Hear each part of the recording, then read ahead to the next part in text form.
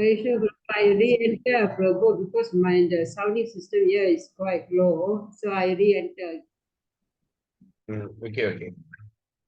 So, Hare Krishna, dear devotees, welcome for our day 2 series on a discussion on this, what they call Bhaktiyaloka, a summary study or thesis of Srila Bhaktivinoda Thakur.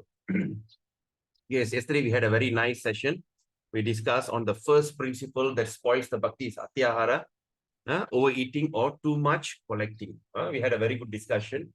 And I'm very happy that we had a two-way discussion. I want people to reciprocate, participate in the discussion. It's going to be more interesting that way, right?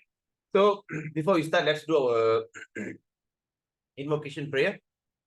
Om Ajnanatirandasya Jnananjana Shalakaya Chakshurunmilitam Yena Tasmai Sri Guruve Namaha Sri Chaitanya Manobistam Stapidam Yena Bhutale Swayam Rupa Kadamayam Darati Swa Parantikam Vandeham Sri Guru Sri Uttapadakamalam Sri Gurun Vaishnavam Cha Sri Rupam Sagarajadam Sahagana Raghunathan Vidam Tam Sajivam Satvaitam Savaduta Parijana Saitam Krishna Chaitanya Devam Sri Radha Krishna Padan Sahagana Lalita Sri Vishakhan Vidam Cha.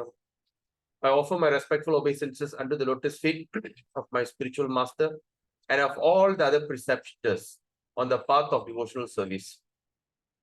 I offer my respectful obeisances unto all the Vaishnavas and unto the 6 Goswamis, including Srila Rupa Goswami, Srila Sanatan Goswami, Raghunath Das Goswami, Jiva Goswami, and their associates. I offer my respectful obeisances unto Advaita Acharya Prabhu, Sri Nityananda Prabhu, Sri Chaitanya Mahaprabhu, and all his devotees headed by Sri Thakur. I then offer my respectful obeisances unto the lotus feet of Lord Krishna, Srimati Radharani, and all the gopis headed by Lalita and Visakha. Nama Om Vishnu Padaya Krishna Prishtaya Bhutale Srimati Bhakti Vedanta Swami Niti Namine Namaste Saraswati Devi Gauravani Pracharini Nirvishesha Shunyori Pasachare Starini Nama Om Vishnu Padaya Krishna Prishtaya Bhutale Srimati Bhakti Siddhanta Saraswati Namine Shri Varshabhanavi Devi Daitai Kripavdai Krishna Sambandha Viknanadaini Prabhavi Namaha Madhuryojola Premadya Sri Rupanuga Bhaktida Shri Gaura Karuna Shakti Vigrahaya Namastute Namaste Gauravani Shri Murtai Dinatarini Rupanuga Virda Pasitanta Dvanta Harini Namo Gaura Kishoraya Sakshat Vairagya Muttai Vipralambara Sambode Padam Pujaya Te Namaha Namo Bhaktivinodaya Sachidanandanamine Gaura Shakti Sarupaya Rupanuga Varayate Gaura Vir Bhava Bhumestum Nidasa Sajjana Priya Vaishnava Sarubhauma Sri Jagannatayate Namaha Panchakalpatarubhyascha Kripa Sindhubhyacha Paditanam Pavinibhyo Vaishnavibhyo Namo Namaha.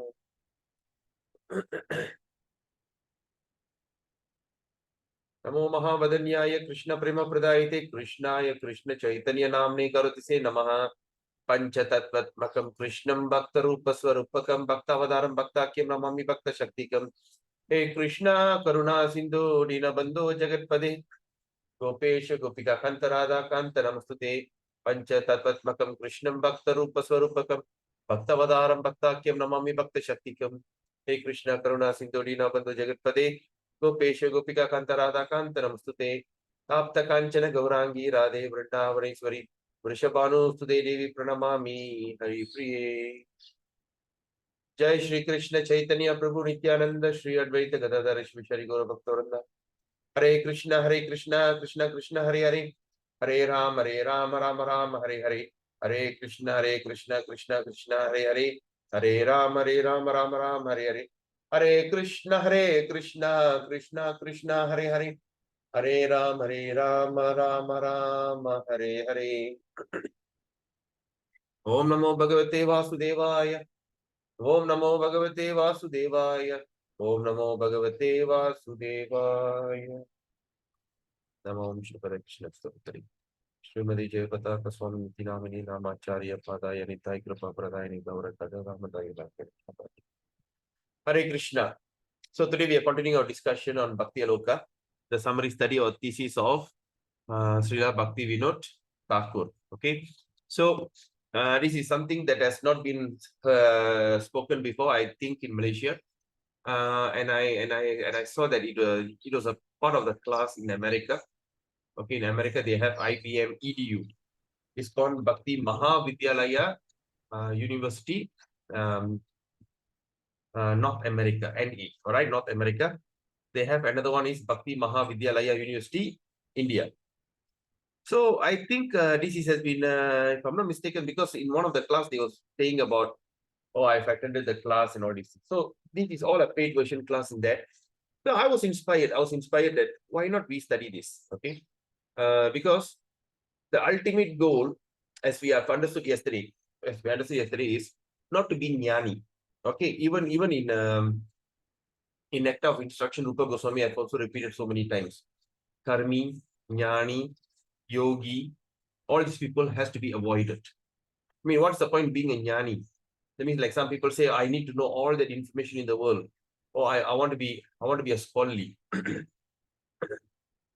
Reading all varieties of books, reading, say I want to see, but what's the point? What's the point when the person cannot come into the level of bhakti? Cannot come to the level of bhakti. So, so these are the people we should avoid. We should avoid these kind of people. And that's why we say that. So I was thinking, so why not we go into the subject matter which is going to help us in our bhakti, in our bhakti. We have seen that standard a lot of classes are happening out there, like Bhagavad Gita and Srimad Bhagavatam. Is very common. Chaitanya Charitamrita is not yet common. Okay, so then all the other books of Goswami is like now only they are coming into. So why not? Okay, what is the ultimate goal of we are practicing bhakti? What is the goal? Why we are here? Why we want to chant Hare Krishna? Okay, why I want to, like, today is Ekadasi. Why I want to fast on Ekadasi? All right, one place is give you the peace which is not available outside. The peace that you can't get it outside, you can get it here. But we also have some goals behind it. Yes. So what is our goal? That we want to terminate our repeated birth and death in this material place. This place is not so comfortable. Yes or not? Even everything seems to be very comfortable, but it's not comfortable at all. It is a place of misery. All right? Misery, suffering, torture. We all of us are going through that. So, and the worst part of this suffering is we have to die one day. We have to give up. That means all that effort that I'm doing, it is totally wasted. This is something which is very frustrating. So, okay, now I want to go back home, back to Godhead. So, what is the qualification of going back home, back to Godhead? So, yesterday we have studied. Can anyone recall? I believe that you all have underlined. Anybody would like to say? What is that qualification? Hmm?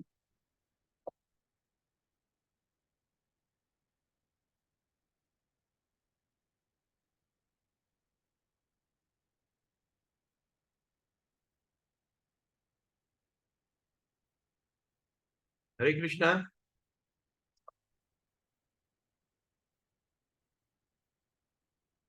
Uh-oh. Are you all there? Am I audible?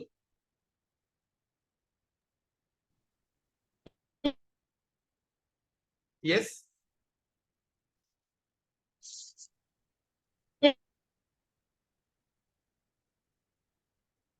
Am I audible or you're breaking? Yeah. Am I? Yes.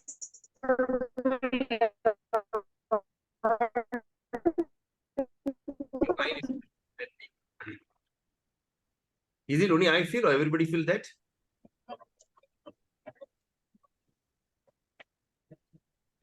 Hmm? Everyone, am I breaking? Yours is clear, Prabhu. I'm clear. Okay, I think Nanda Devi Mataji's internet is not so clear, I think.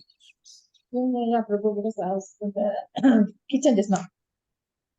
Oh, you're in the kitchen. Okay. Okay, so what is the qualification going back to Godhead? Mataji, Nanda Devi Mataji? Qualifications. In the authority.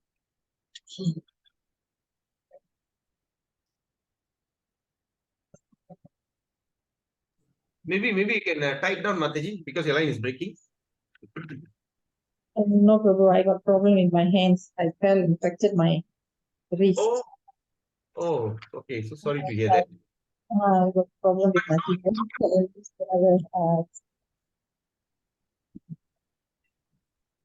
Okay, so what is that? Qualification of going back to Godhead? Pure devotional service. Exactly. So qualification is to go to for pure devotional service, right? We have to be a pure devotee of the Lord. So what is it? So how to become a pure devotee of the Lord? Very simple. To use our all sense perception, our senses in the service of the Lord. We take everything as the mercy of the Lord. Yes, I see today. Oh, the sun is rising, so beautiful. That's mercy of Krishna. You know, today I got something to eat. Oh, that is mercy of Krishna. Okay, today I could able to utilize my tongue to chant Hare Krishna. That's a service, of mercy of Krishna. And say like all of you are awakened at 8 o'clock and you are here on time. It is also mercy of Krishna. Maybe Krishna wants you to listen, or maybe Krishna reminded you. So everything. So once we can come to that level of accepting everything as mercy of Krishna, and we are absorbing our mind, our intelligence in Krishna, avoiding non-devotees. At the same time, atyahara. Atyahara means what? Number one is collecting more than necessary and eating a lot, eating more than necessary. So which is good. But at the same time, we also learned atyahara. So if in devotional service, what is atyahara? You can use everything as yukta vairagya. That means whatever things that you are given, you use it for the service of Krishna. Okay, somebody come and give you a car. Say like recently is what I've got to offer, a bungalow house, a devotee. I think it's not even a devotee, but someone I heard about it that he wants to donate that place. So like such a very comfortable, big, huge house behind Pantai Hospital, Ipoh. Very strategic area. He gave, call me up, I would like to give the place to you. Please take it. Because that's my father was a devotee. He was a devotee of Krishna. Please take it. But the thing is, yes, I should have taken it. And I mean, still I've got an option. I can take it. Once I take this thing and I use it for Krishna, it's called Yukta Vairagya. But I take it, but I rejected it because I don't have the manpower to run the show. I don't have the manpower or the facility to do that. But despite knowing that if I take it, it's called atyahara, over endeavoring. So we need to take which is necessary for the service of the Lord. We have spoken many examples, and also we have also understood in some of the quotes from the verse that we do not even need to give up. You know, sometimes Krishna blessed you with a nice big house, bungalow, with very comfortable setup, with air condition and all these things. Krishna's mercy. All right. But what are you going to do? Oh, that means are you going to give up? No need. Are you going to use it for Krishna Yukta you have Vairagya? Okay, you're going to utilize the place when devotee comes, invite them to them, give them a comfortable place to stay. Huh? So utilize that whatever things that you have in the service of the Lord. It is called Yukta Vairagya. So we have understood very nicely. So clear. All right. So now let's continue our discussion on the second thing that spoils our bhakti.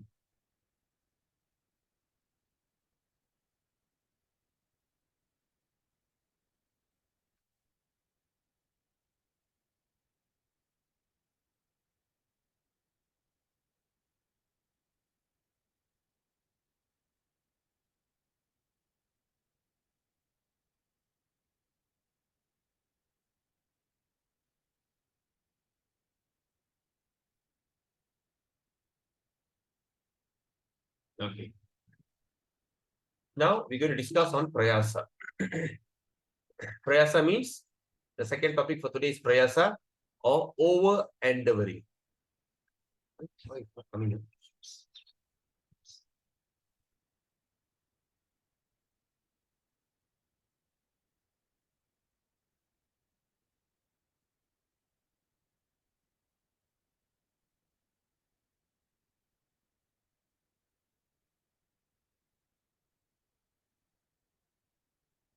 Why is it disappearing?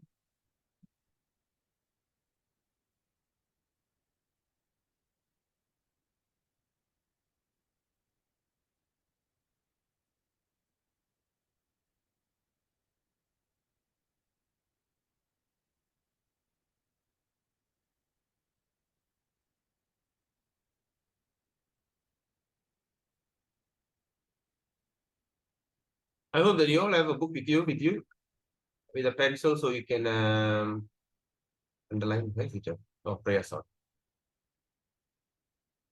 Okay.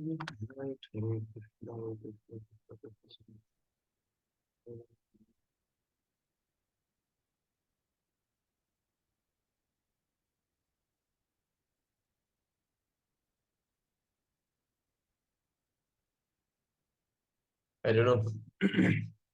The highlight is not staying permanent. All right. Anyway, so today we're going to discuss on the second thing we call prayasa or over endeavoring. Okay, over endeavoring. Is it good or not? Okay, let's look at this. And Srila Bhaktivinoda Thakur is going to give us, going to speak about it and give us lots of evidence from the Sastra. Okay.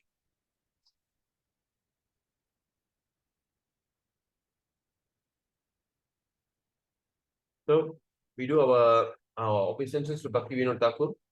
Namo Bhaktivinodaya Sachidananda Namine Gaura Shakti Swarupaya Rupanuga Varayati.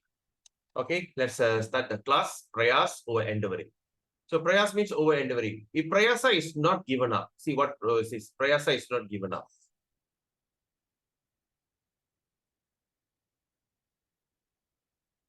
If prayas is not given up, okay, if it's not given up, devotion will never arise. Very straightforward statement. Please underline this. Okay, please underline this statement here.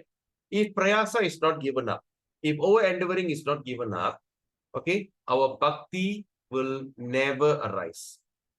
Okay, so now the term that Bhaktivinoda Thakur is saying, he didn't say if prayasa is not given up, the bhakti will not arise.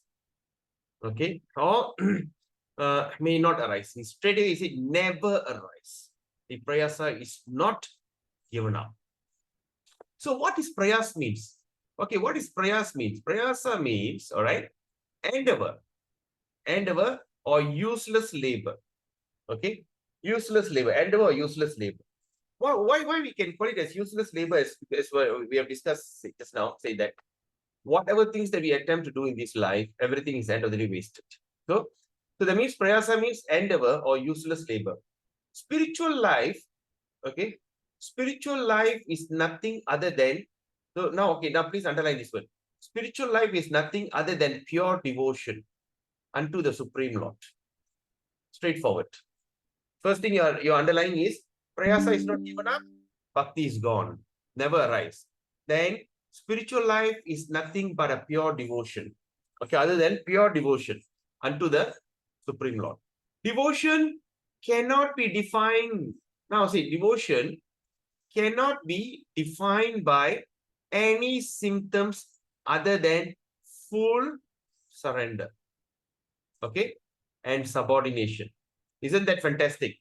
To the lotus feet of the Supreme Lord. Example, spiritual life. Say like, for instance, there's certain things can be defined. Okay, now you do this. Okay, what is the definition of that? But here, this Bhaktivinoda Thakur is saying spiritual devotional life cannot be defined by any symptoms. All right. Oh, okay. What is a devotional service? There's no symptom. You cannot tell you any other symptoms. Oh, I'm waking up early in the morning. I'm chanting our rounds of japa. Then I'm doing my 16 rounds, 64 rounds. Then I'm following the regularity principle. I'm eating only prashadam.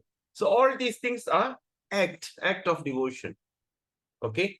But Bhaktivinoda Thakur says, no, it cannot be defined by any of these other than, okay, the only symptoms, the devotion, it is full surrender, number one. Number two, subordination. Subordination means what? We are willingly accepting the instructions from the lotus feet of the Supreme Lord. Okay, full surrender. Okay, full surrender and subordination are the natural, eternal, and constitutional duty, okay, of the living entities. Now let's look at this, of the living entities. So what does that mean? So that means full surrender, subordination, that means being surrendered to the Supreme Personality and to subordinate, to become his servant, is the natural and eternal constitutional duty. That is supposed to be natural. Because you know why? In spiritual world, all of us are the servant of the Lord. But because we had a little desire, we fell into this material world. Okay, we fell into this material world. Then, it looks like we are lost. Okay, just like a child, all right, the parents, the family is having a picnic, all right, having a picnic, and the child is given all facilities, given a ball, given a play, or given all the sweets, candy, cakes, they were having a party, or what they call not party, picnic at this countryside. Okay, so the child has all facilities, and they all were sitting having fun, talking about it, dancing, and all these things. Suddenly, a child saw something, or a person sees something that looks more attractive in the woods. Okay, what study say? What is that? Something looks so interesting, and the person enters the wood, enters the forest, then became lost. So like that, because we were given all facilities, all these things, but we had a little desire that we want to enjoy independently. Because of that independence desire, somehow or other we stray away from our original duty. We fell to this material world, and we were lost. We were lost. That's why this place is called the darkest ignorance, the place of darkest region. Okay, we have drawn that seeing, I've showed you, right, the spiritual world and material world, how it looks like. This place is full of darkness and scary. And not only this place is extremely dark. Imagine, you close your eyes, you can't see anything. How it feels. All right, at night, suddenly the electricity goes off. How do you feel? Very scary, right? And not only that, this scary dark place, it is not a place that is the dry land. It is the ocean of darkness. It's the ocean of darkness. Imagine if you have a chance to go to the beach. Next time, if you go to the beach, like Port Dickson, Penang, try to go at night when it's pitch dark and try to look in front. The only thing you can hear is the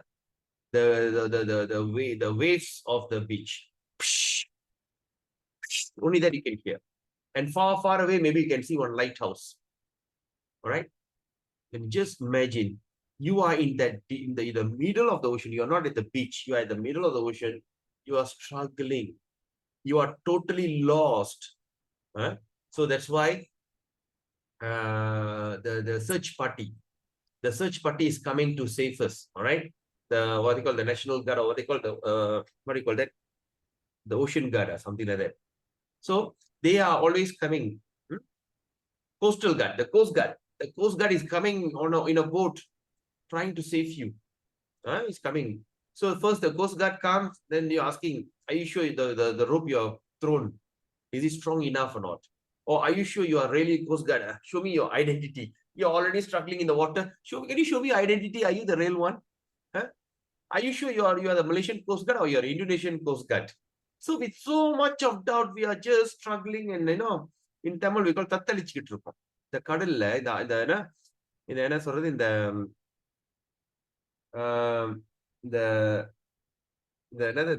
கடல்ல வந்து பயங்கரமா தத்தளிச்சுக்கிட்டு இருப்போம். We got nothing. We don't even have something to hold on. We don't even have a lifeboat to hold on, or we don't have what they call a life jacket. We are struggling. We are we are going inside, drowning, and suddenly, you come out and you start to scream, help, help, help. But the problem is, you have even forgotten the language of asking for help. Right? You don't know whether to call help or tolong or kau menga, kapatunga.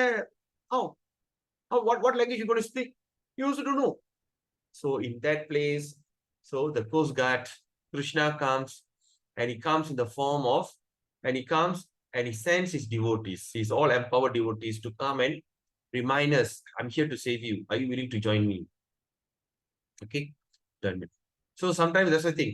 When we see the real Coast Guard, we don't believe, but we get it. So that's how that we have surrendered to a real person, or we get stuck with this Mayavadi, Jnani, okay, all these kind of people, because they are really not the right person. So as we are all spiritual entity from that spiritual world. So what is our real duty is the full surrender, subordination. Okay. And again, it is the eternal constitutional duties of the living entity. You don't have a choice. Only this is the one and only choice that has been given to us. Therefore, only devotional service is the natural propensity. Only the devotional service is the natural propensity or inherent occupation. Okay. In one's inherent occupation, okay, in one's inherent occupation, there is no need of prayasa. Okay, what is inherent means? Inherent means that is supposed to be your natural occupation. Okay, example, say like formerly we were involved in this heavy metal spare part business. Okay, because it's from my grandfather. My grandfather started it. Then my uncle running it. So when I went in, it came naturally to me because I've been seeing them from young, how they dismantle the lorry trucks, lorry parts, and how they, they sell and everything. I've been seeing that. So once I'm done. So when I go into that job, I get it naturally. Naturally, I know, oh, this is what I should do. So inherent. So similarly, what is our original inherent occupation is that the devotional service is our natural propensity, and also is our inherent occupation. Okay. Okay. Please raise your hand if you understand what I'm saying. Inherent. Do you understand what is it inherent means? Okay. How about others? Do you understand what I'm saying? If you don't understand, please ask me. This is a very important topic.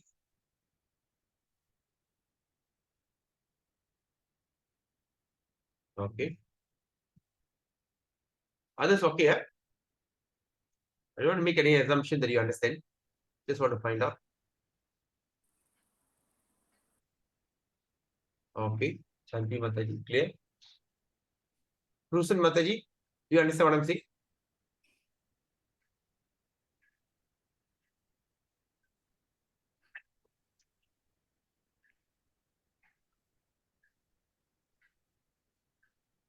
All right, great.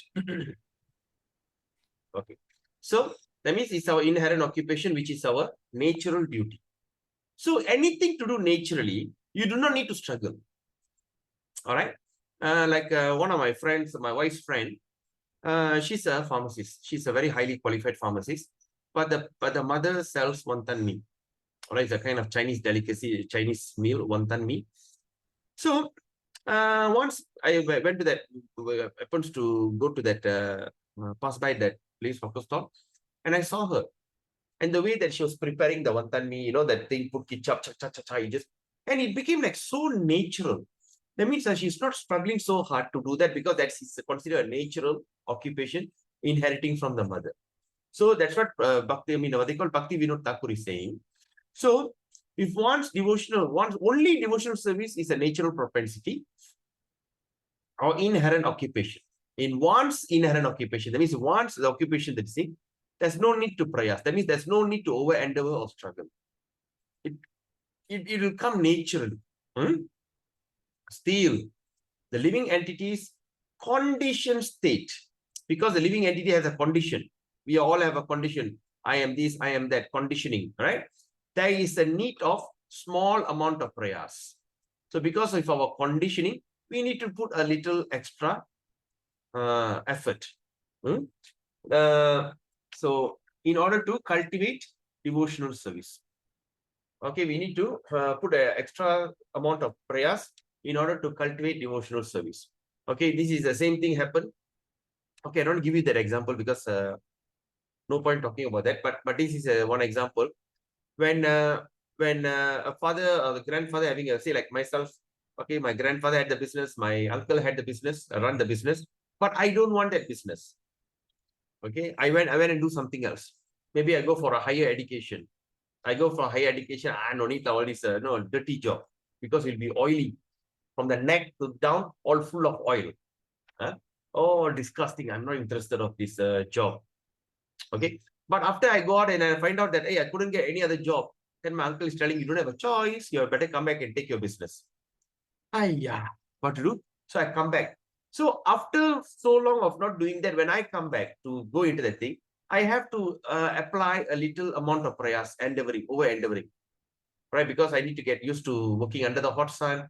I have to used to get being smelly and dirty. So there'll be a little prayas. So the same thing is telling, because we are in a conditioned state, we have not gone into the pure state, right? So pure devotional service and conditional devotional service is, there's only one thing. The pure devotional service or bhava bhakti, it is spontaneous. It just comes spontaneous. But the conditioned devotional service, you have to take a little extra effort. You have to work a little extra. You have to go an extra mile. Okay. Sometimes we may not have the mood, but somehow or other out of a commitment, we do just over endeavoring. Okay, it's required. Accept these little prayers. Okay, accept these little prayers. All other kinds of prayers is unfavorable to devotional service. Other than these little prayers of endeavoring for devotional service, other than this, all the other types of devotional service, it is not favorable. So prayers is two kinds. Now let's look at this. This is something very interesting, right? So the prayers is of two kinds. Okay, there's a two kinds of endeavor. Okay, prayers means endeavor. Okay, the word is here. Prayas means endeavor. In Tamil, what we call பிரயாசப்படுறது. வாழ்க்கையில முன்னேறணும்னா நீ பிரயாசப்பட்டு தான் ஆகணும். Okay, we all hear that, right? வாழ்க்கையில முன்னேறணும்னா பிரயாசப்பட்டு தான் ஆகணும். வாழ்க்கையில என்ன அந்த ஒரு சாதனை ஒரு விஷயம் சாதிக்கணும், பிரயாசப்பட்டு தான் ஆகணும். சும்மா வராது எதுவுமே. கஷ்டப்பட்டு தான் ஆகணும், பிரயாசப்படணும். So like that. Okay. So that's the thing. So that means the prayas means over endeavor. Yes, we will. Prayasa or Perasa Prabhu? Perasa or Prayasa Prabhu? Perasa வந்துட்டு it is what they call greed. Oh. This is So, prayasa. So Prayasa and Perasa is totally different thing, Prabhu. Do you have any Tamil poet here? பிரயாச படுறதுன்னு சொல்லுவாங்க. Because I didn't heard word Prayasa in any household, Prabhu. எந்த அர்த்தத்தையும் சொல்ல மாட்டாங்க. அதான் கேக்குறேன் Prabhu. Harish. Oh, really? Yeah? Can I talk? Can I talk? Yes. Yeah, Prabhu. When you're studying in India, Prabhu. Yeah. In your school days, they will say, "Oh, yo, Bhagirda Prayasam." That is, to get this job done is Bhagirda Prayasam. Okay. Me, Prabhu? Yes. The job is like Bhagirda bringing Ganges down, Prabhu. Yes. The Bhagirda Prayasa. Bhagirda is Malayali, right? Prabhu, Bhagirda is the King Bhagirda. Oh, King Bhagirta. You want to bring Ganga down to King Sagaras. Yeah. Bhagirata. Yeah. So you say, we always say in school, even as children, we will say Bhagirata Prayatmaya Pannadanu. Yes. I understand. Did you understand what Prabhu said? Okay, Prabhu. Understand, Prabhu. Exactly what he said.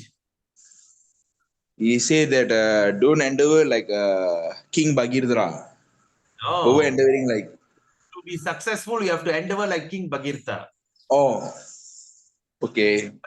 Prayasa. Bhagirata Prayasa, you have to work hard as in, like how he brought Ganga from that, to the world. You know how much of endeavor he did? King Bhagirati. So that's why there's a saying, Bhagirata Prayasa. So in fact, in small time also, we used to say, I don't know, but in our household, Prayasam is one of that household word. Prayasa. You want to become successful, Prayasa. When I took over my business, my uncle was saying, Prayasa padala ni வாழ்க்கையில உருப்படவே மாட்டே. If you don't work really hard, Prayasa also considered working very hard. If you don't work hard, you will never come up in life. All right? So now we understand that. Okay, of course, for those who don't speak Tamil, prayasa means extremely hard work very hard, over endeavoring. All right. Okay.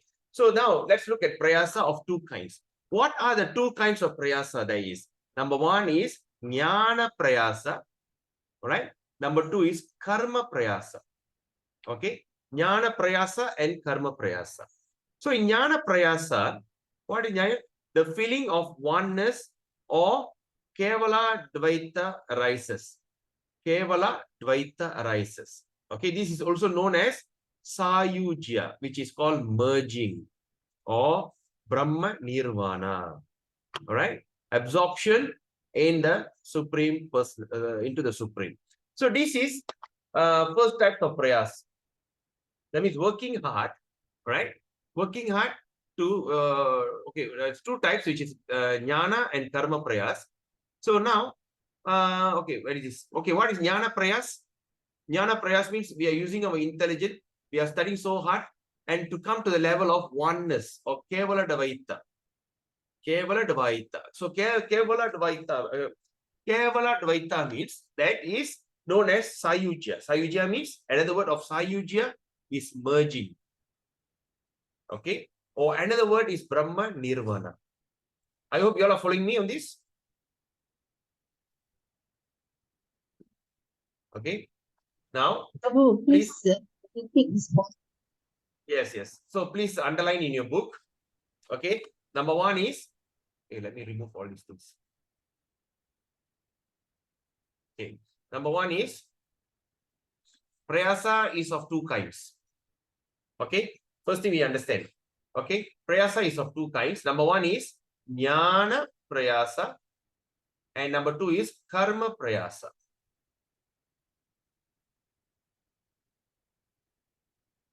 Jnana prayasa. This is number one. And number two, this is called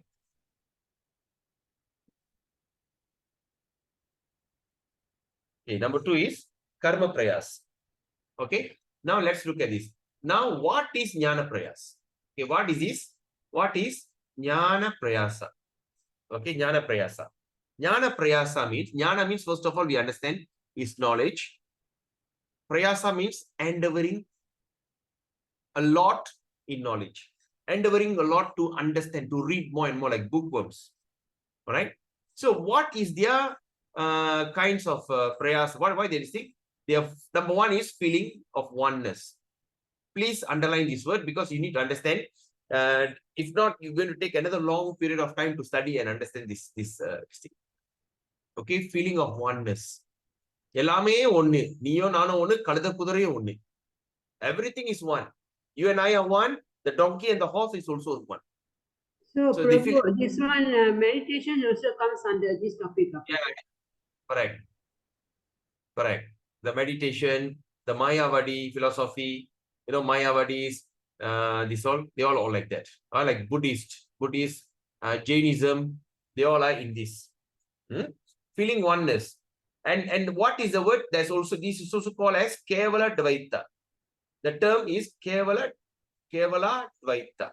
Please don't use that Tamil word Kevala. Kevala means in Tamil, Kevala means disgusting. Okay, we are not talking about Sanskrit. We are not talking about here.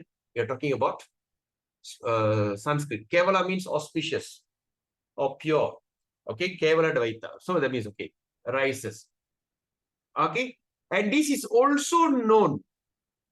All right, this jnana prayasa or feeling oneness is also known as sayujya moksha. Sayujya. All right, sayujya. So what is sayujya? Means merging. Like the what they call merging. Merging means like how the Mayavadis or Brahmavadis. All right, God has no form.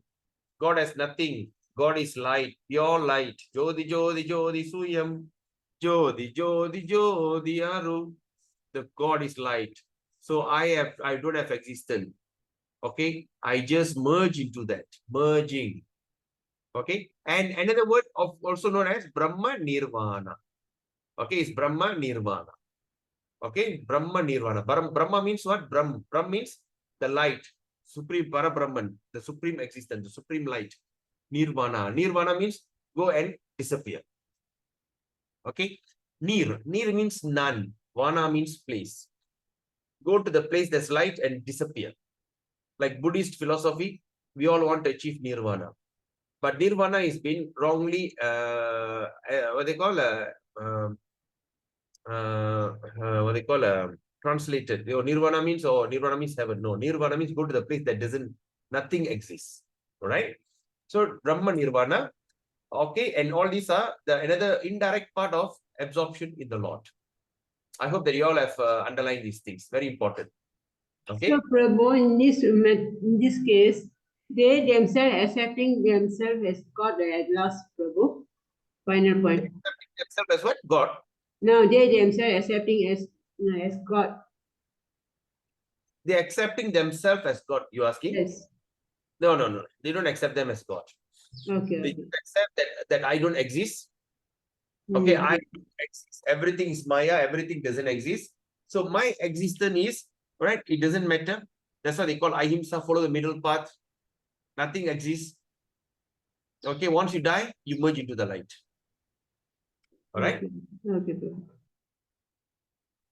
Okay. So I hope you all have underlined these things. Huh?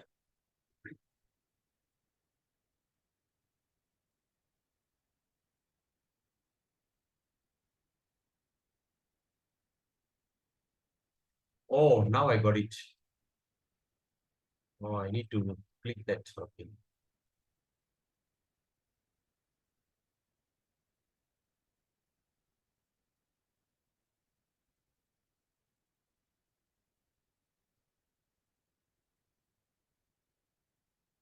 It's not coming in.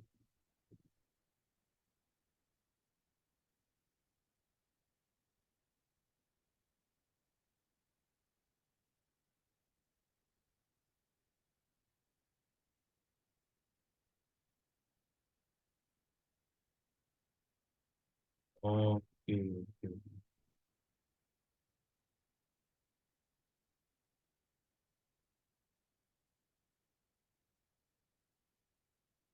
Got it. Okay. So now, okay. So now we have understand. Okay, what is that? Jnana prayasa. Okay, we start to understand what is jnana prayasa. Okay, that means so it's a sayujya, also known as Brahma Nirvana, also known as Kevala Dvaita. Okay, the philosophy is Kevala Dvaita philosophy. Okay, so okay now, so jnana prayasa is hostile to spiritual life. Hostile spiritual life. What is hostile means? When someone says, oh, a person is caught as hostile, that means catch the flame and put the gun. I'm a hostile. So that means hold that. So hold back. Hold back. So jnana prayas is hostile to spiritual life. So it will like lock you. It's not going to allow you to progress. All right? It's a trap, or it's like a jail. It's hostile. That means you're caught and put the gun, and you just raise your hand. Please save me. You have been hostile. You have taken hostile. Okay. This is explained in Vedic literature in Mundaka Upanishad 3.2.3 in the following words. Nayamatma pravachanena labhyo name dasana bahuna shrutena yam evaishi vrnute tena labhyas tasyaisha atma vivarnute tanum swam Nayam Atma Pravarchanena Labhyo. There's no profit. Na Medasa, not intelligent, no na means none. The Supreme Lord is not obtained by expert explanation. Okay? By vast intelligence. Na Medasa. Periya Medavya irudhu pesradhu no, doesn't work. Medasa means very intelligent. That means the Supreme Lord is not obtained by expert explanation, by vast intelligence. Or even by much hearing. Even you hear every day, day in, day night, you hear. No. He is only obtained only by one who himself chooses.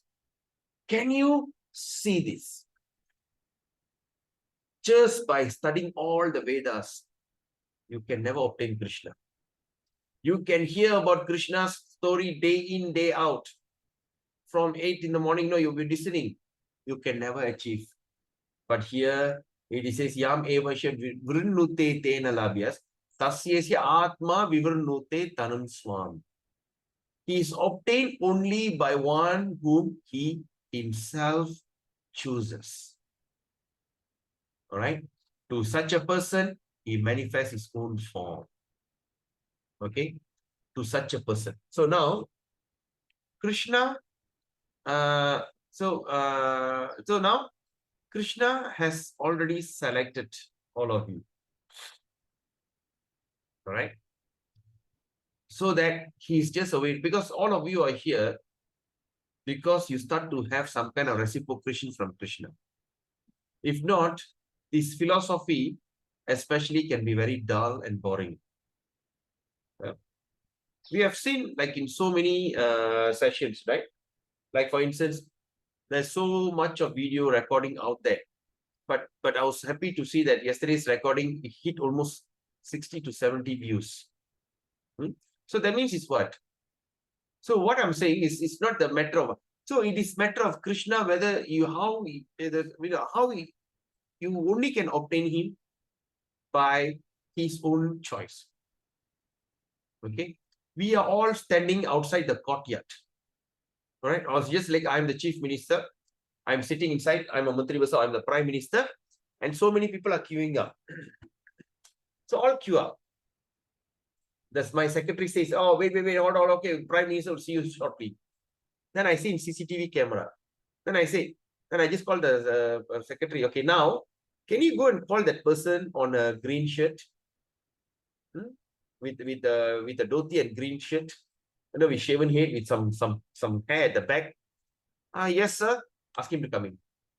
So that means there's so many people are waiting, but it's my choice whom I want to see. So similarly, we have the Supreme Lord is not obtained by expert explanation of vast intelligence, but it's only obtained by one who he himself chooses, who he want to choose to show himself, and that's what is it, right? So we should be understanding that we are some or other in that path. Therefore, devotion is the only way to attain the lotus feet of the Lord. You are already in devotional service. That means you are part of it. That's why I say, as long as we are under the service, devotional service, we are known under the protection of Daivi Prakriti. Daivi Prakriti means the divine nature. Therefore, devotion is only attained by lotus feet of the Lord. In Srimad Bhagavatam 10.14.3. Okay, Canto 10, chapter 14, text 3, Brahma says to Lord Krishna, Jnane prayasam udapasya namanta eva jivanti sanmukaritang bhavadiya vartam sthane stita shruti gatam tanuvan manobir ye prayasa jita ye prayaso jita jitopya sitastri lokyam. Lord Brahma says, oh my Lord Krishna, a devotee who abandons jnana prayas. The devotee who abandons jnana prayas. The path of empiric philosophical speculation. Because empiric philosophical speculation, because here, when there's all the Vedas says that Krishna has a form, he's Sachidananda Vigraha. No, he's beautiful, he sleeps like a bimba, his throat like a conch, everything explanation. But they say no. They speculate. God is beautiful light. So they just prefer to go for sunbathing. They just go there, they just like to just go there and merge into that and just sleep. Sunbathing. I just want to merge into the light. So a devotee who abandons jnana prayas, the path of empirical philosophical speculation aimed at merging the existence of the Supreme and engage himself, okay, give up that, but he engages himself in hearing your glories and activities from a bona fide sadhu, like now today we are listening to Bhaktivinoda Thakura, all right? So sadhu or saint, and who lives in an honest life, in his occupational engagement. Okay, his honest life in his occupational engagement of his social life can conquer your sympathy and mercy, even though you are Ajita, unconquerable. Even though that Krishna is Ajita, unconquerable, but a devotee, when he starts to practice this kind of bhakti, he can conquer Lord Krishna's sympathy. Okay. In order to further clarify prayas, okay, in order to further clarification, Lord Brahma continues.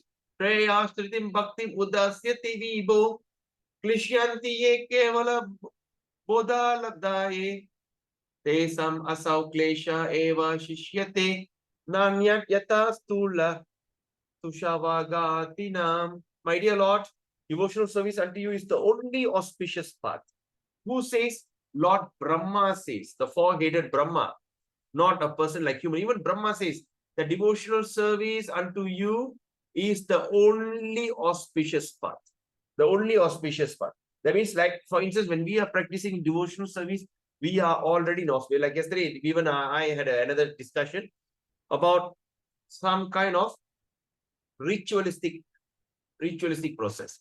So as long as we are under the path of bhakti, when we are practicing devotional service, when we are chanting our 16 rounds daily, all right, others will follow, don't worry. Oh, I cannot do Mangalarati, I don't know how to do Tulasi Puja. It's okay, all that, never mind. But your chanting is the ultimate path, right? You can just, I don't know this, I don't, but you cannot say, I don't know how to chant. As long you can speak, as long you can hear, as long you can take a little instruction, and if you have a beats with you, you can just chant. Because if you want to do puja, you need to have a small cup, and that cup must have a water, and you should chant Ganga, Ganga, Ganga, Chai, Yamuna, Chaiva. You have to chant that mantra to make the water turn into Ganga, right? Then after that, you have to get some fine flowers. You have to go and pluck some flowers. You have to put it for the Lord.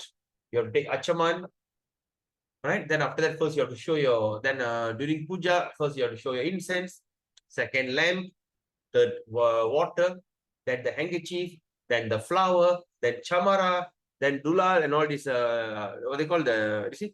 So all these kind of things, maybe it takes some kind of specialized knowledge.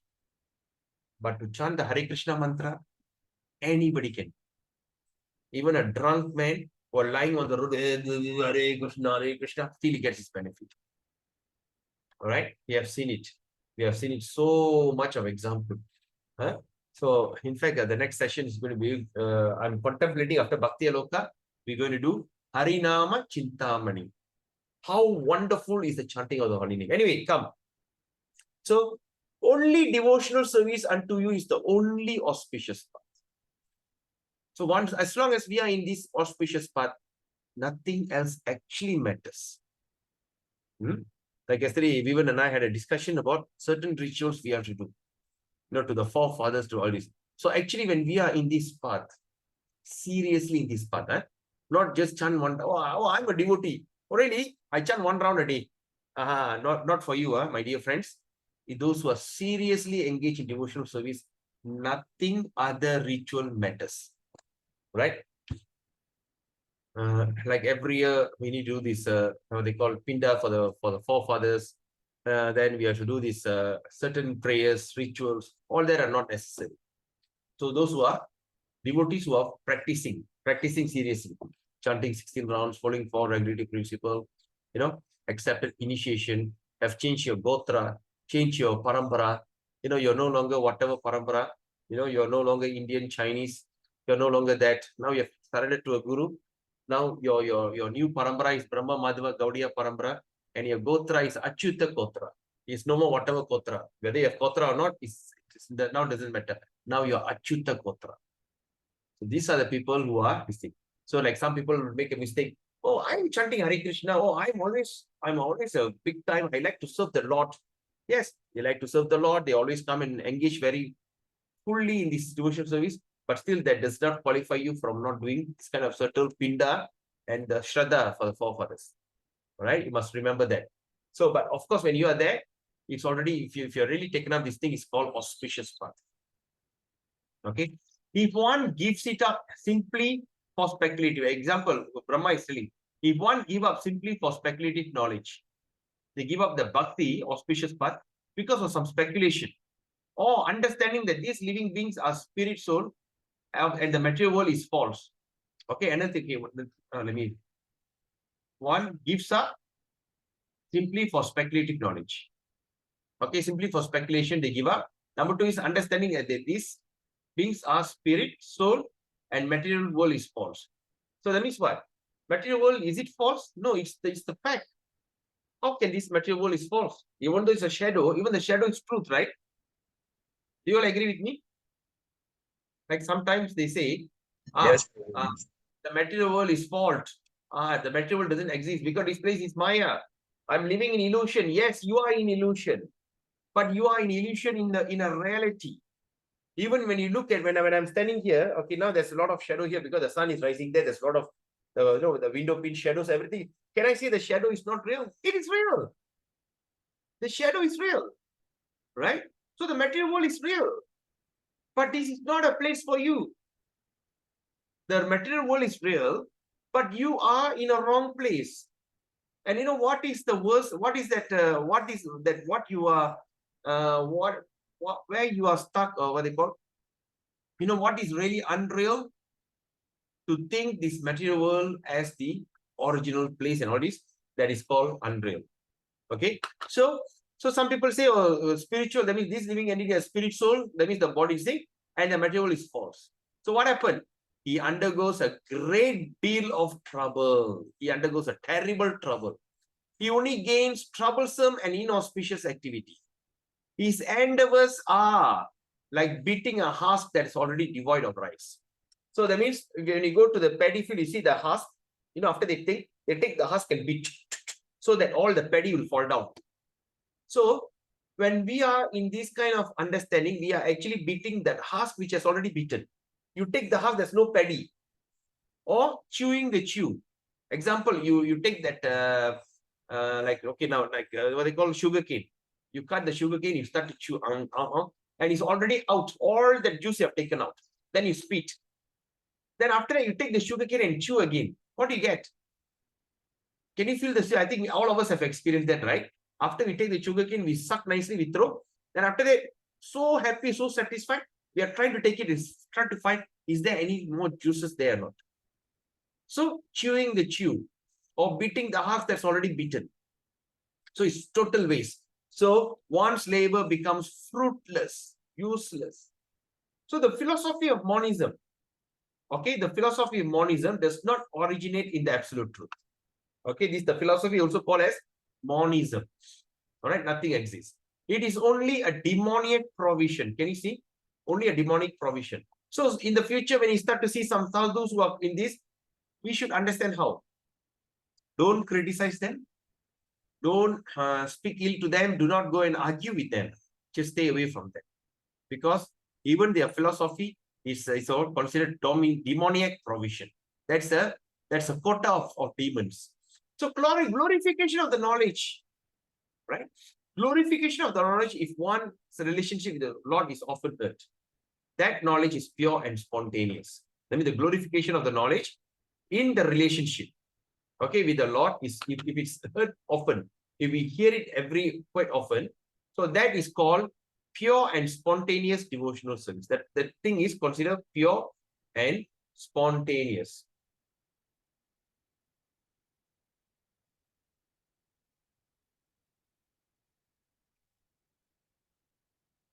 Okay. Oh yeah. What is happening now?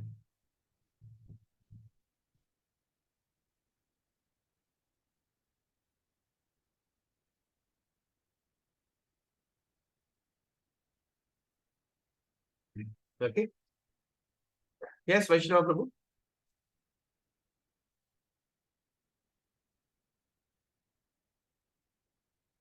Prabhu. Vaishnava Kripa Prabhu.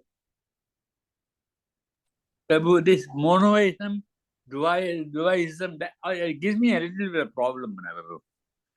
Sorry, Prabhu. This understanding duality, monoism and all that. Monotheism means it's only one way ticket, one way. Yeah. Right? That means I exist and after that I don't exist.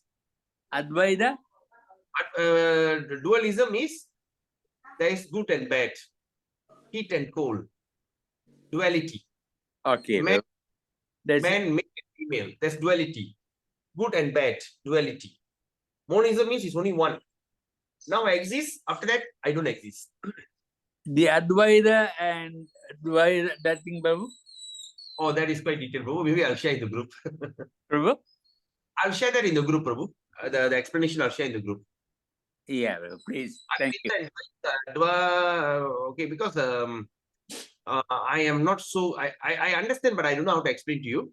But Yeah, I'll find get it some. very difficult, Babu. No, actually, it's very easy. And But, then Ramanujacharya's one, what is it? Ramanujacharya oh, also got. that is extremely high. Even I also don't understand. Yeah, Babu. That is very even I don't understand. Maybe You one know, day you can take a class on that, Babu. no. I only can speak when I understand, Prabhu. Yeah. Like for instance, today is Ramanujacharya's disappearance day, I think. Yesterday, Yeah. today or yesterday? Yesterday. Yesterday. Yesterday. So Pran Govinda Prabhu from America sent one write-up about him. And I just don't understand what he said. Yeah. It's so deep and Dvaita,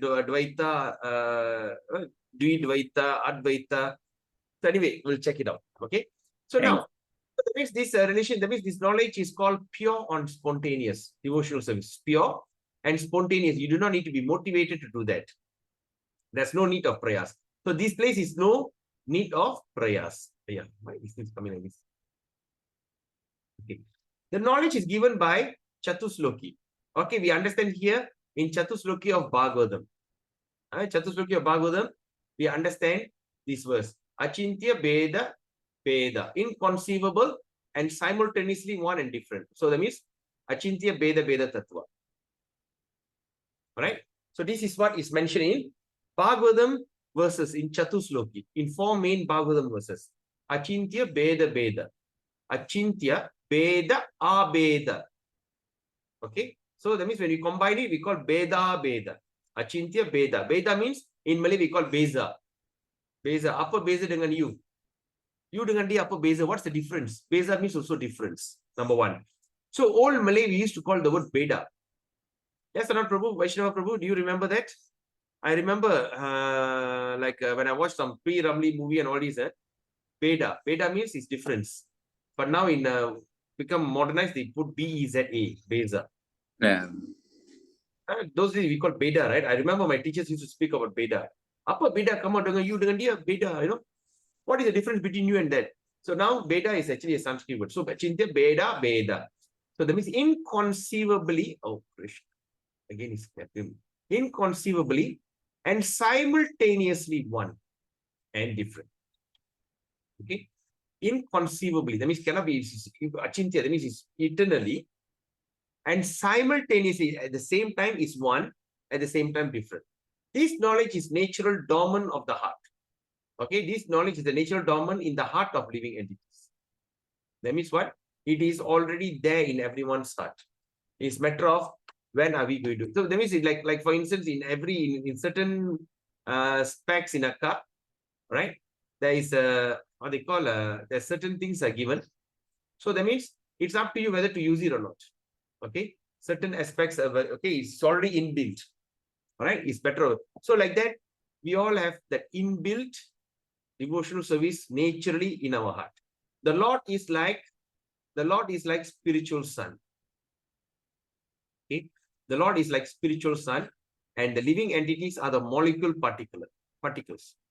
The living entities are like molecular particles of the sun, of the sun's rays. Right? Say like now you can see early in the morning sun especially you can see, or maybe during sun, sometimes you can see the sunshine and there's a lot of particles in the sun, you know, like dot. All right. So that means the Lord is like the sun and we living entities are the molecule particles. Okay. Please tell me if you understand what I said. Anyone don't understand what I said? Please unmute yourself or thumbs up, or even you can put a message. Do you understand? That means the sun and the molecule. Others? Regina Mataji, do you understand what I said? Understand, Prabhu, understand.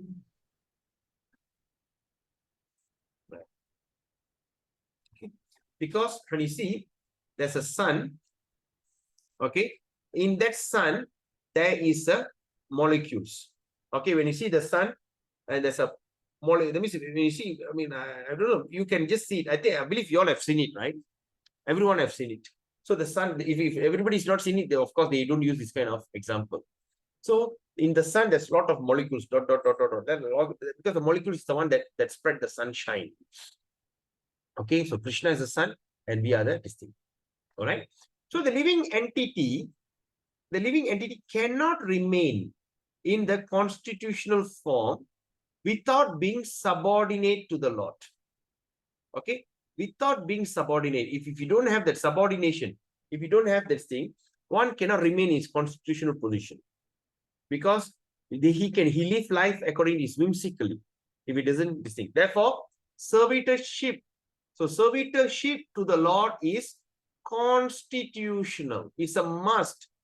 Constitutional duty. And cultivation of this constitutional duty is it's the nature. That's the nature of living entity. This is also spontaneous. All right, this is also spontaneous. So that means to cultivate the what they call the constitutional duty is supposed to be the nature of the living entity. It's supposed to be nature. All right, and since it's nature, since it comes very normally, it is spontaneous. That means devoid. That means there's no prayas.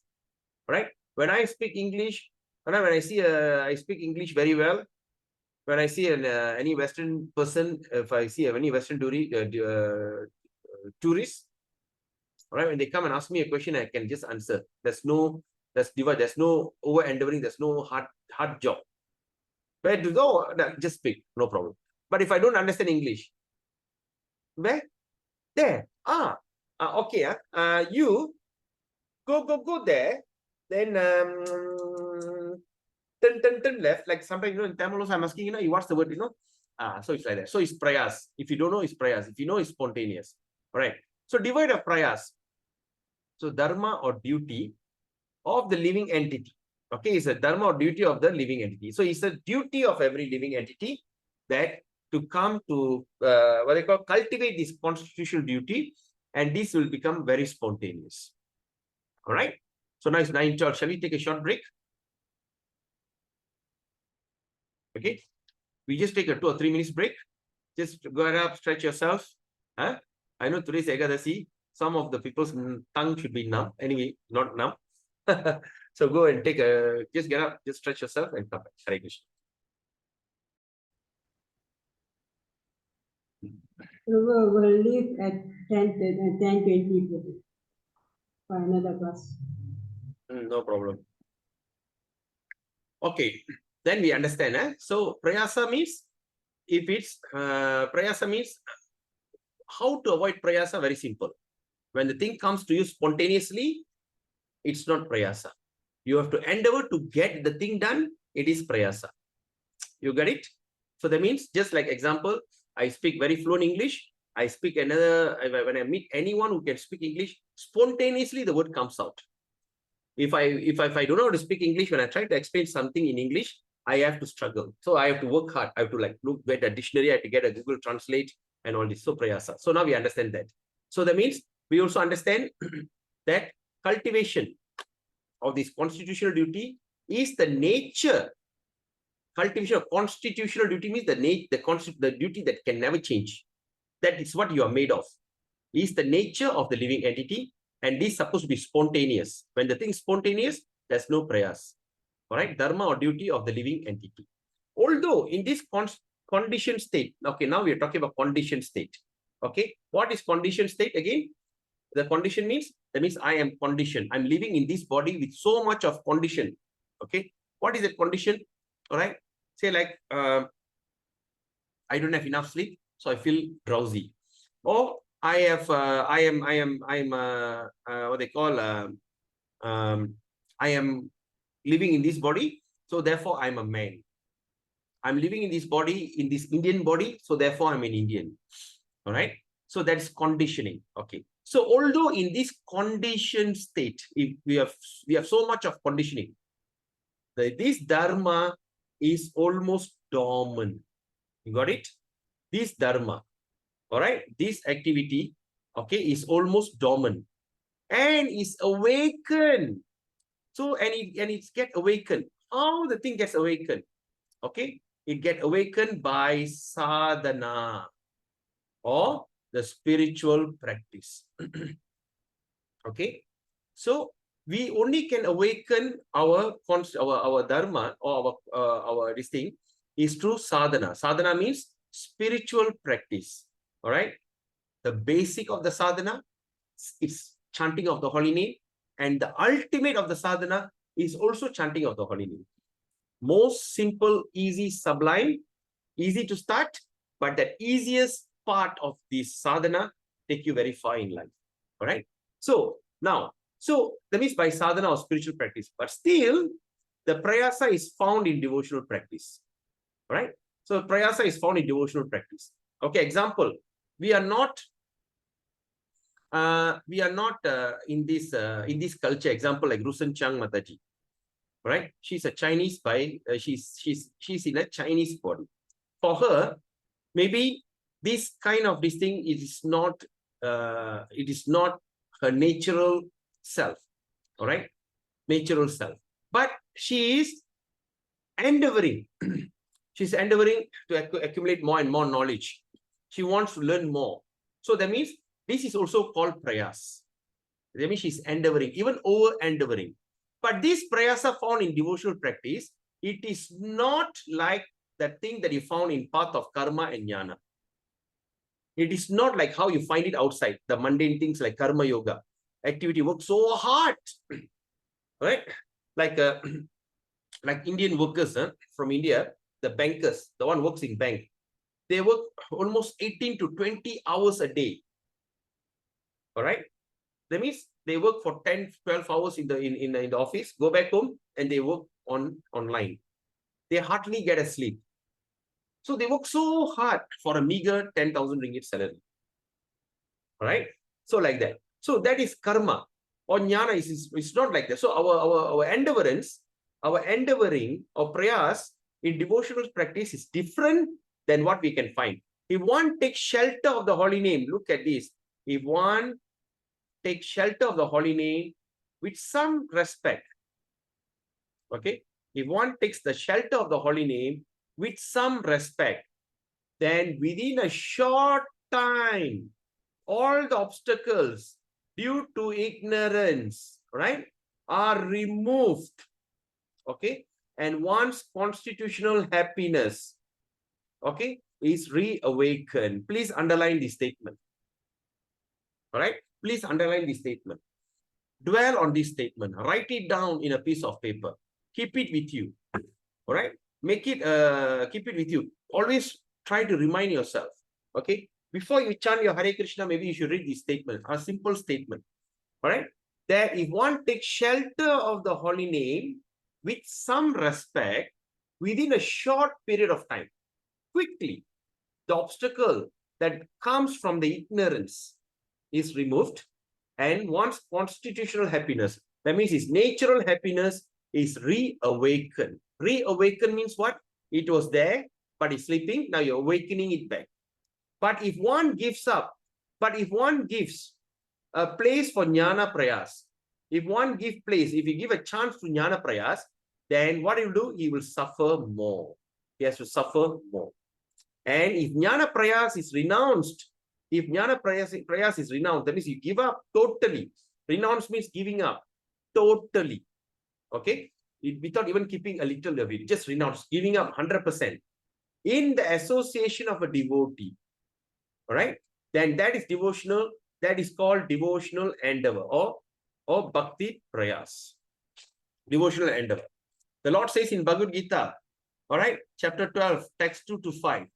Maya Veshya Mano Ye Mang Nitya Yukta Upasate Shraddaya Parayopetas Te Me Yukta Tamamata Ye Tvaksaram Anirdeshyam Abhyaktam Paripasate Sarvatragam Achintyam Gam Atinchyancha Kutastam Achalam Dhruvam Saniyam Sanniyamendriya Gramang Sarvatra Samabuddhaya Te Prapnuvanti Mam Eva Sarva Bhuta Hiterata Kleshodikaras Tesham Avyakta Sakta Chetasam Avyakta Hi Gatir Dukkham Deha Vadbir Avapyate. The Supreme Personality of Godhead says, those who fix their mind on my personal form and who engage worshipping me with great and transcendental faith is considered by me the most perfect. Right? But those who fully worship the unmanifest means jnana prayas. Right? That means Brahma Nirvana. Sahajya. So the Sahujya, that means the thing that doesn't exist. I worship the unmanifest, which lies beyond the perception of the senses, because beyond the senses, right? The all-pervading, that means Brahma Jyoti is all-pervading, inconceivable, cannot understand, unchanging, it doesn't change. It's already fixed and immovable. The impersonal conception of absolute truth, by controlling various senses and being equally disposed to everyone, such person engaged in welfare of all, at last achieve me. For those minds are attached to the unmanifest. But now, for those minds are attached to the unmanifested, impersonal feature of the Supreme, advancement is very troublesome. All right? Advancing in this path is going to be very troublesome. To make progress in this discipline is always difficult for those who are embodied. Okay? Now, in karma prayas, okay, now we have already spoke about jnana prayas. Now let's look at karma prayas. All right? So, what is karma prayas? Karma prayas, there's no benefit. There's also no benefit at all. In the first canto of Srimad Bhagavatam, it is said, Dharmasvanustita pungsang Vishvakshena kata suya Notpadayat yadi ratim Shrama eva hi kevalam. The occupation activity a man performs according to his own position.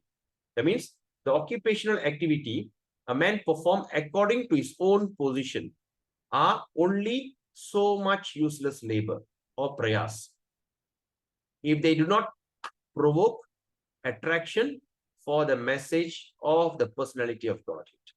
That means, if any occupational duty that we are involved, all right, according to the own position, or in other words, we call it the prescribed duty.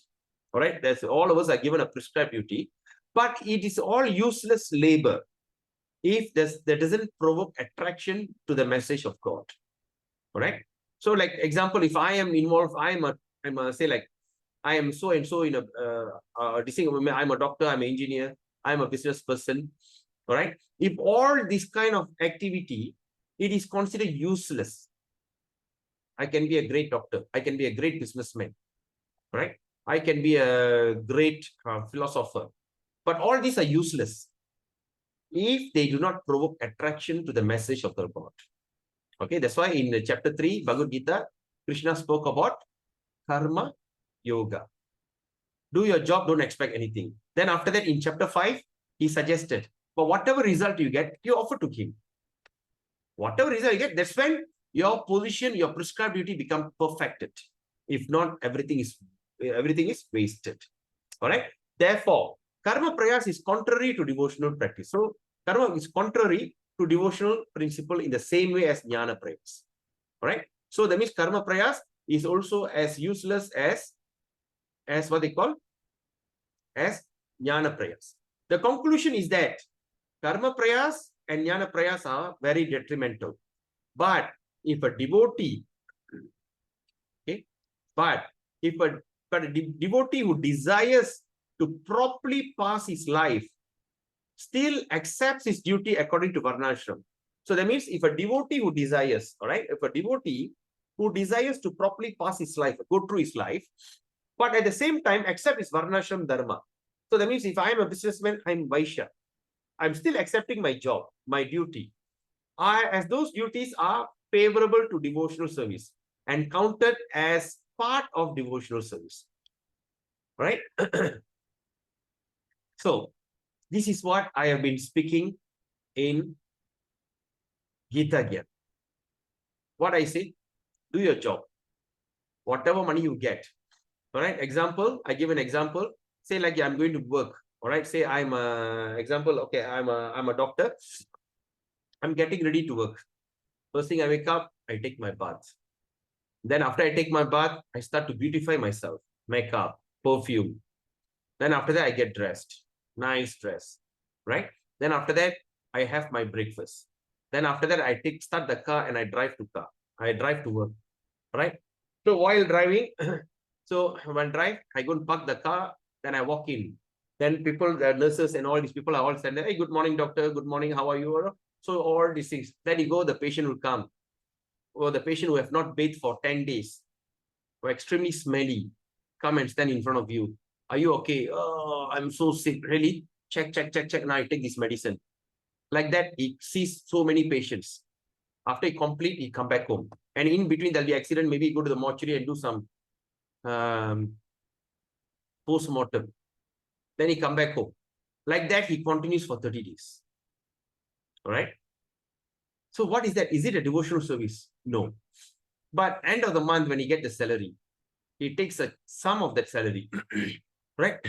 And he donate for the propagating of Krishna consciousness. He offer it to the devotees. He offer it to the temple, all right, for propagation. So what happened? So when the hard-earned money that he got and he offer it to Krishna, all his income becomes sanctified, purified. And what is that cause of that income? Is going to work. Getting up early, getting dressed, putting up perfume, makeup, driving to work, greeting people good morning, and seeing a patient who have not bathed for 10 days. At the same time, you go to the mortuary and see a dead body and dissect the body to find the cause of his death.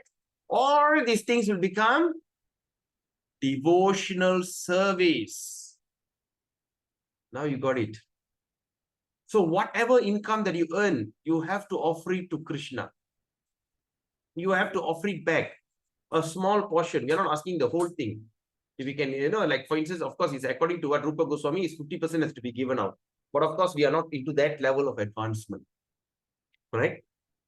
So you have to. If you don't give that, if you don't sacrifice your money in the terms of donation, not to give to the beggar or not to give to some kind of a movement that gives a free food. No. Offer it to Krishna and his activity. All right, now we need a lot of books. Now you sponsor books for us, right? Then we need to maintain the centers. You give that money to maintain the center. All right, even you give the money just to pay an electricity bill for the center, just like that. Or when you can do that, all that activity of karma, the duty, this thing, your prescribed duty is counted as part of devotional service, my dear Prabhus and mothers. Okay, because when I was speaking that, some says that I'm speculating. Now let's look at this. Who speaks this? Bhaktivinoda Thakura is speaking about it. Okay, all these activities are no longer called karma. What is karma means? There is a bondage. There is a good. What they call? There's a effect and what they call cause and effect. So now all these activities, going to the patient, seeing the doctor, or maybe like even is a how they call as an engineer, he goes and build bridge. Even that building the bridge, everything, all these consider what? Devotional service. And these are no longer called karma. If these activities, the svanishta, devotees, right? Or devotees addicted to their own line of devotion. That means the devotee who addicted to their own line of devotion brings karma and is result within the realm of devotional service. That means what? He brings karma and the result is within the realm of devotional service. Okay. So now what we call this kind of devotee? Svanishta. So Svanishta devotee means what? A devotee addicted to their own line of devotion. Right? So they bring karma and also the result. So the karma and the result, he bring in within the realm of devotional service. The praninistita devotee. Right? So now the second type of devotee is praninistita devotee. Praninistita devotee or devotees fully addicted to devotional service. So they perform pious activities that are not contrary to devotional principle. Right? Not contrary. And only only to attract people. Right? So that means this is like the full-time devotees. Right? The devotees who have dedicated their life for the service of the Lord. So the devotees of the service of the Lord, that means one devotee works and bring money. So he bring money, he bring along his activity and all this, he addicted to his job. The second devotee is addicted to his devotional service. All right, he's so interested. That means he perform pious activity that are not contrary to devotional practice principle. Okay, and he only attract people. The devotees who are nirapeksha. The third type of devotee is called nirapeksha or neutral devotee. Okay, he accepts activity favorable to devotional service without caring for popular approval. All right, now this is the thing that you should underline. Number one, there are three types of devotee. First is Svanishta. What is Svanishta means? The devotee addicted to his own line of devotion. He got his own line. All right. So that means he's a okay. Example, when you talk about in our temple, we said a devotee who have his favorite devotional service. Or this is my service. I can't do anything else. All right. I'm a gardener. Don't ask me to come and sweep the floor. I only love this. Don't disturb me. So the first is Svanishta. The devotee addicted to their own line of devotion. So what they do, they bring karma, they bring in activity, and it's resolved within the realm. They bring the activity, but the activity is within the devotional service. I'm only the gardener. You don't ask me to come and sweep the floor. I'm only the gardener. You don't ask me to come to the kitchen and cook. I'm only the gardener. You don't ask me to come and wash the toilet. No. Right? So that's the first type. Second type is Praninistita devotee. Right? This devotee is addicted to devotional service. All right. So he performs pious activity that is not against devotional principle. Right? Only to attract people. So that means these are the people, they are addicted to do anything in the temple. Anything you ask for Krishna is there. All right. The third type of devotee is Nirapeksha. Nirapeksha means neutral. That means he don't have any favoritism. All right. So that means he accepts all activities favorable to devotional without caring for popular approval. Right? Example, you are a devotee, okay, now he goes into the toilet. Okay, he cleans the toilet. Or he do something like GBC, Governing Body Commission. It is a very unpopular duty. Being a chairman of the temple, it is a very unpopular devotee. Being a committee in the temple, very unpopular. But the devotee is taking, he don't care about any popular approval. Sometimes, as in the management, the devotee sometimes has to make some correction. So when he starts to make correction, he becomes the victim of groupism. There'll be one group will be against him, and he just don't care. All right, that's no, he don't care about any favorable, anything. So he's neutral. All right, you ask whatever duty they're asking to do, he's willing to accept it. That's called Nirapeksha or neutral devotee. So Jnana Prayas is also result. Jnana Prayas is resulted of Prayas for the liberation of merging with the Lord. Again, Jnana Prayas means what? Mayavadi, who always think about merging, right, with the Lord, are extremely contrary to devotional service. I mean, it's totally against the devotional service. If Ashtanga Yoga Prayas aims at mystic power or liberation, then it is also extremely contrary to devotional principle. What is Ashtanga Yoga? The 8 types of yoga, right? They do this kind of yoga to control their self, just to achieve that mystic power.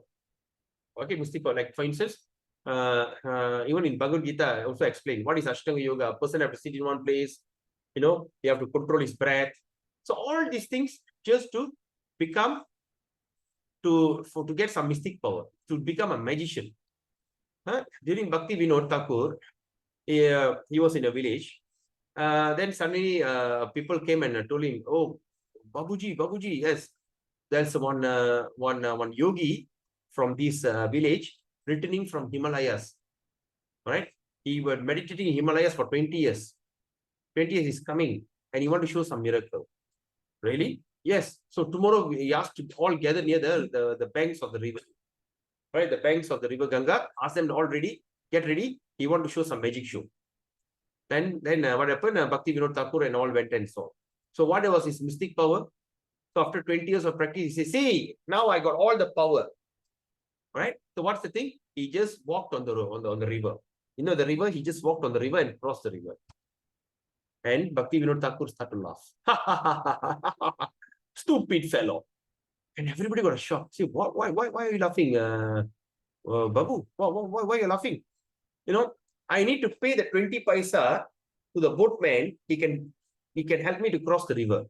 And this fellow wasted 20 years sitting in the Himalayas and meditate so that he could walk on the water. What a waste. You all understand that this thing?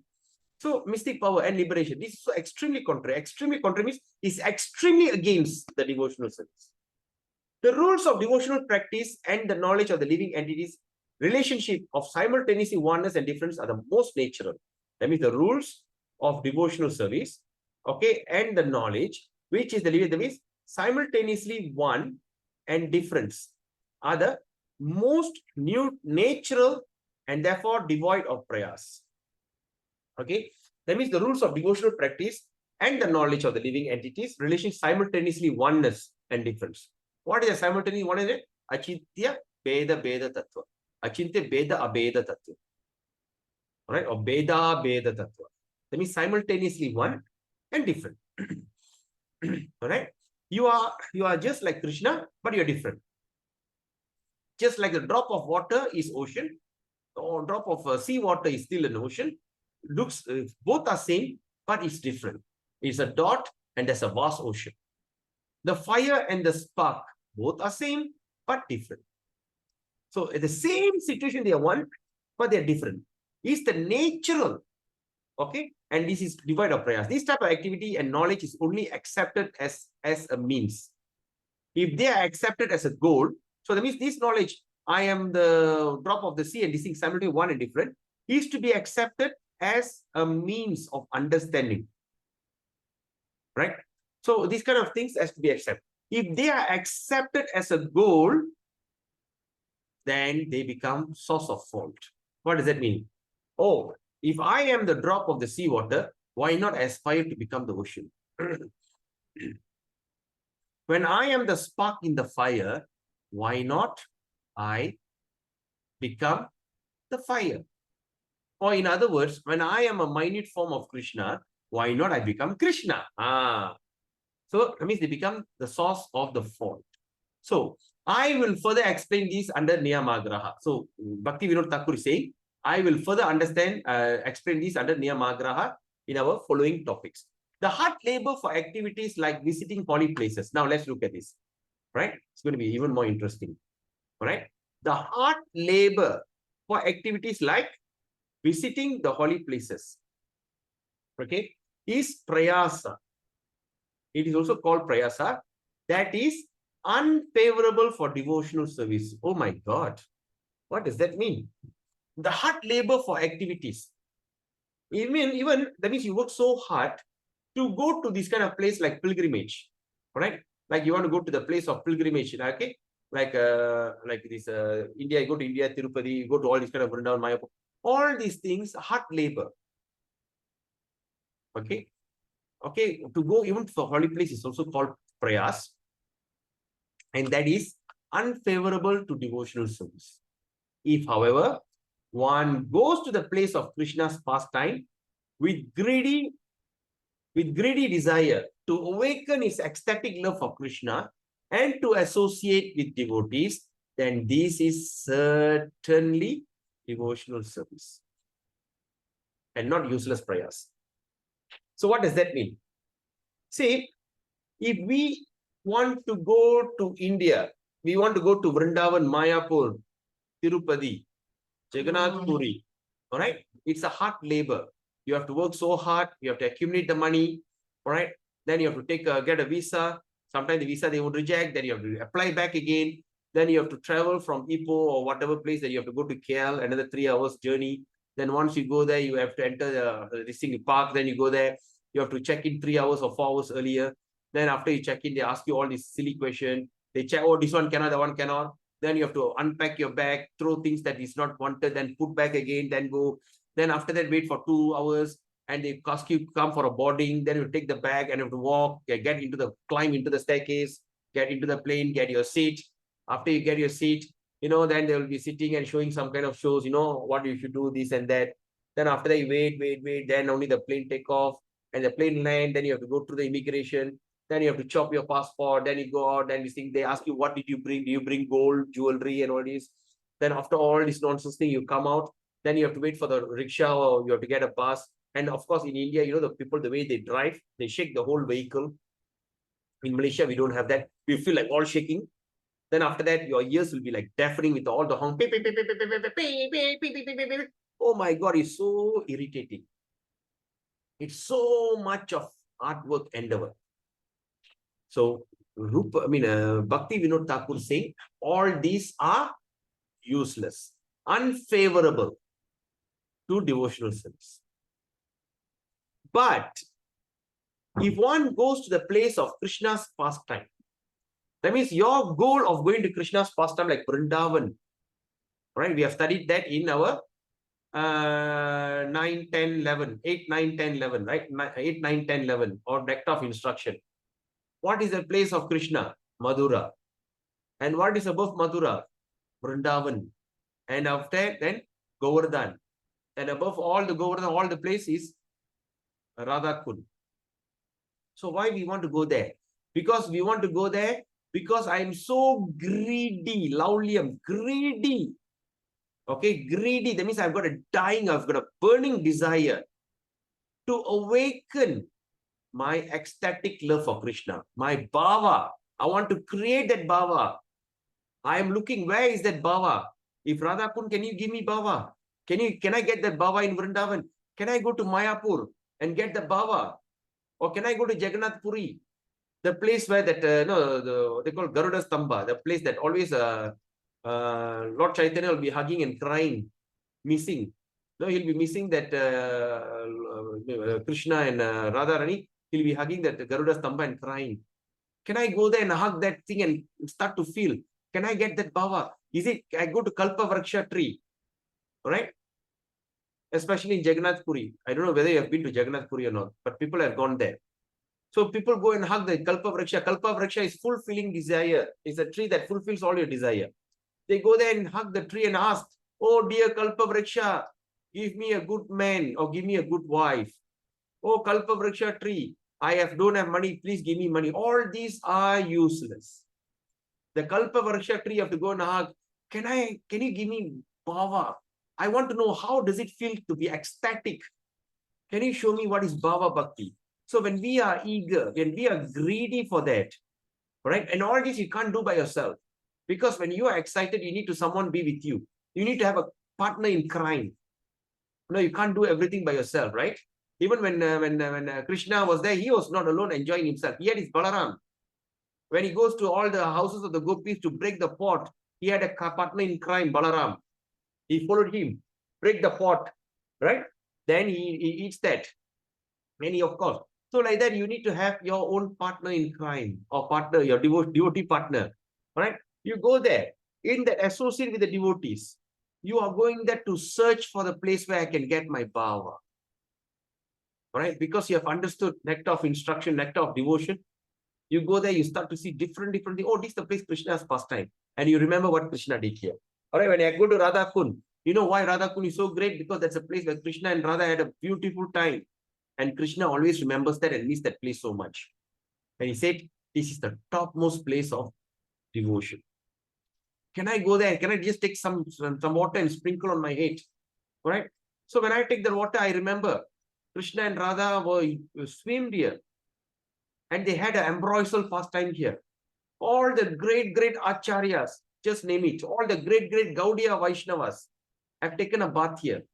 This place is so sanctified. Okay, their perspiration, right, the sweat in them, all were invested in this water. And I'm taking the water and putting on my head. Can I get that bhava? So eager. I want that bhava. That is called devotional, and it's not a useless prayers. So the word is the desire to awaken this ecstatic love for Krishna and to associate with the devotees is certainly devotional service and not useless prayers. Like what we are doing now. Every day for 5 days. Of course, starting school, I can't do Saturday anymore because I need to send my son to, my son's having a morning school on Saturday. But Monday to Friday, we are doing every day 2 hours or sometimes overshoot. It is prayas. If we go to speak nonsense, it is total prayas. But we are speaking about Krishna and we are looking for ways. Can I get bhava? In this book, is there any way that I can trigger my bhava or my ecstatic love, my spontaneous love for Krishna? Okay, this is called devotional service. So following the vows of devotional service is not useless prayers. Taking a vow, all right, I will be doing this. I'll wake up every day, I chant 16 rounds. I wake up early in the morning. It is not useless. Okay, it's an endeavor, but it's not a useless endeavor, all right? Okay, it is called devotional. A prayers for serving the Vaishnava, right? The prayers, sorry. Then anything. The prayers of serving the Vaishnava. Where is it? Okay. The prayers for serving the Vaishnava is also not prayasa. So now we are saying the negative part of prayas, endeavoring, over endeavoring, and the positive part. So that means the prayasa of serving the Vaishnava. Okay. Sometimes we always say, oh, there's one Maharaj is here, one Swamiji is here, one Sadhu is here. Right. I travel all the way from Ipoh, maybe go to other place like Penang, Johor. I travel far just to go and associate and to serve his lotus feet. It is also not prayas. For greed to associate with one's own peer. All right, now the greed to associate with who? With one's own peers. All right, that means, oh, my friends, okay, we're going for a party. Okay, destroys false in the form of desire to associate with worldly minded people. All right, destroys the false. All right, in the form of desire. All right, so, but if you don't do that, all right, but if you want to go and join with your own peers, this thing, it destroys, right? This thing. The prayers for the temple worship is spontaneous. All right. The endeavoring for temple worship. When you want to do worship in the temple, we have to prepare all these things, all this. It is also called is spontaneous manifestation of the heart's emotion. Okay, it's not prayers. So the prayers for activities like Sankirtan only meant for opens one's heart to chanting the holy name. Right? So the prayers are for activities like Sankirtan. Right? Like for instance, for Thaipusam Day on Tuesday, those who are in Ipoh, maybe please come and join us. Tuesday evening at around 6 to 7 p.m. We all going together. There's 2 girls from Namahat joining us, and I think Vivan. I hope that Kesavan also can join us.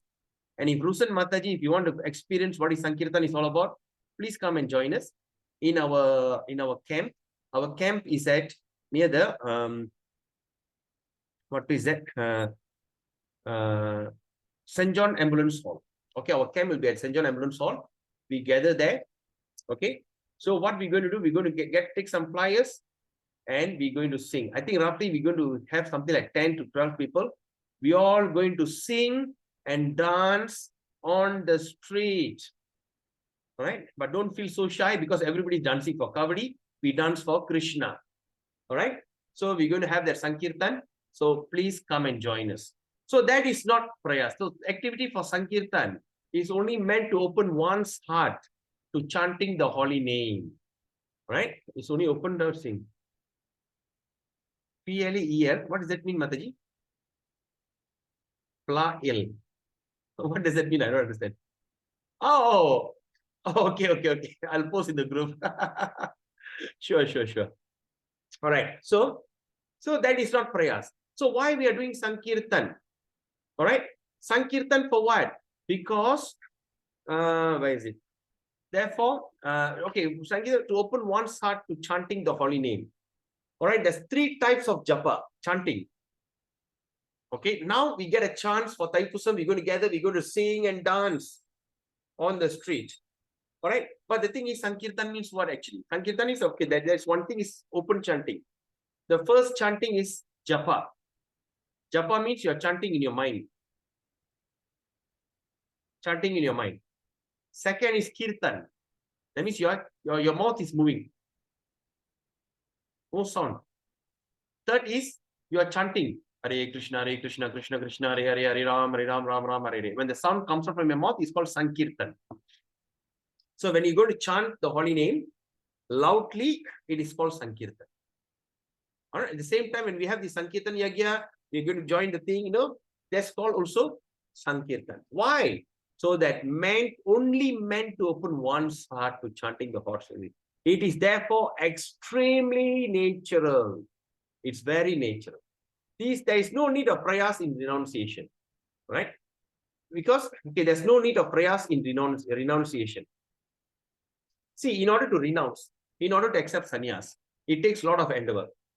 First thing, you have to give up your wife. Then you have to give up your children. Okay, lah. That is also normal. Everybody does that, right? Sometimes when we divorce, when there's a divorce, things happen. I can't live with you. I'll take my child. I'll take my children. Take and go. As long as you're out of my life, I'm okay. That's okay. Fair enough. But to give up your property, give up your name, give up your identity, give up the comfort, give up your bank balance, right? Even give up the way that you dress. You only have one set of cloth, 2 set, right? 2 set. So you wear. So then when you have to your bath, you have to bathe, you have to wash that and dry. It takes the second. You only have two set of clothing. Huh? So it takes a lot of endeavor for renunciation. But Bhaktivinoda Thakur is saying here, there is no need for prayers in renunciation, because when a devotion to Krishna arises in the heart, when the devotion of Krishna arises in the heart, the living entity becomes disinterested everything other than Krishna. Okay, the living entity easily becomes disinterested, right? So once you start to have Krishna in your heart, you're no longer interested in anything else. You don't think, giving her my wife, even you are living with your wife, even living with your children, even you are within that property, you are having the same kind of this thing, but you are aware of that. Because you start to practice Yukta Vairagya. Everything you want to practice for Krishna. So you say devotion to Krishna, the living entity easily becomes disinterested. So it doesn't take so much of endeavor. So in Bhagavatam, Canto 1, Chapter 2, Text 7 says, Vasudeva Bhagavati Bhaktiyoga Prayojita Janayatyasu Vairakyam Jnanam Cha Yat Ahaitukam. The word Ahaitukam. Because the entire thing is going to be explained on Ahaitukam. It's a very important word. But anyway, by rendering devotional service to the personality of God, Sri Krishna, one immediately acquires causeless knowledge or knowledge of externally perfect servitorship to the Lord and detachment. All right. Okay. That means he immediately acquires causeless knowledge and detachment. Right. So detachment means free from prayas, from the world. And when one gives up jnana, karma, and vairagya prayas, all right, and engage in devotional service, then the obstacle of jnana, karma, yoga, and vairagya cannot pull one down. Right? Just when we start to practice Bhakti Yoga, we have achieved everything. Therefore, is established in Srimad Bhagavatam 11.2.42. Bhakti Pareshanubhavo Viraktir Anyatra Chaisa Trika Eka Kalaha. Devotion, direct experience of the Supreme Lord, detachment from other things. These three occurs simultaneously for one who has taken shelter at the lotus feet of the Supreme Personality of God. So devotion, direct experience of Krishna, detachment from other things. There's the three things simultaneously will achieve. The three will occur simultaneously. The three will happen to you immediately for one who has taken shelter of Sri Krishna. When a devotee humbly and without duplicity. Now let's look at this.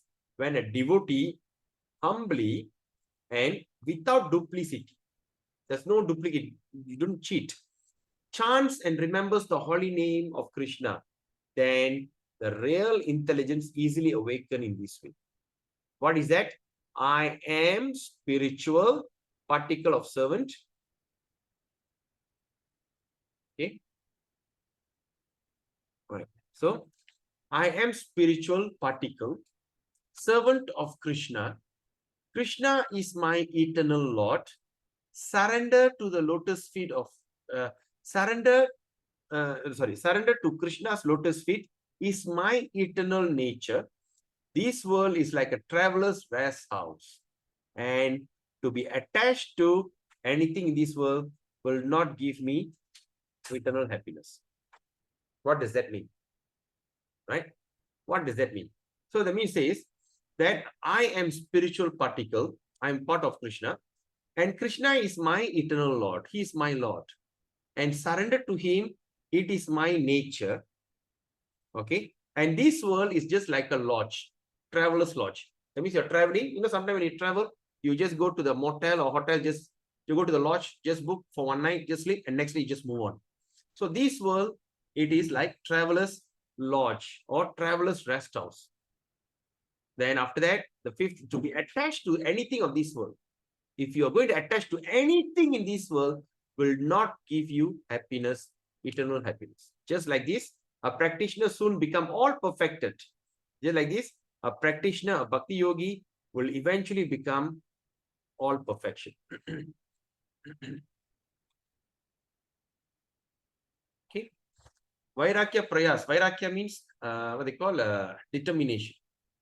All right. We will study that as we go on.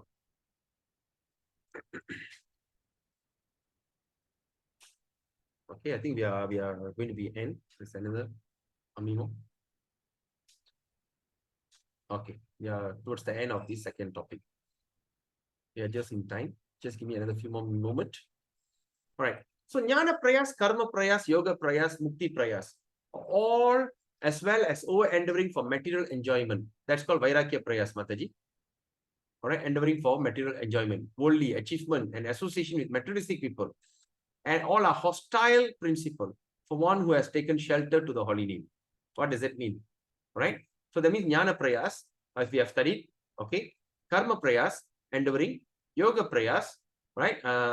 Working hard, not yogic way, mukti prayas, in order to achieve liberation, as well over endeavoring for material enjoyment, vairagya prayas, worldly achievement, and association with materialistic people. These are all hostile principle. Hostile principle, it will hold you back for one who has taken shelter of the holy name. So we have to give this up. By these different forms of prayers, one's devotional service is ruined. Right? It's destroyed.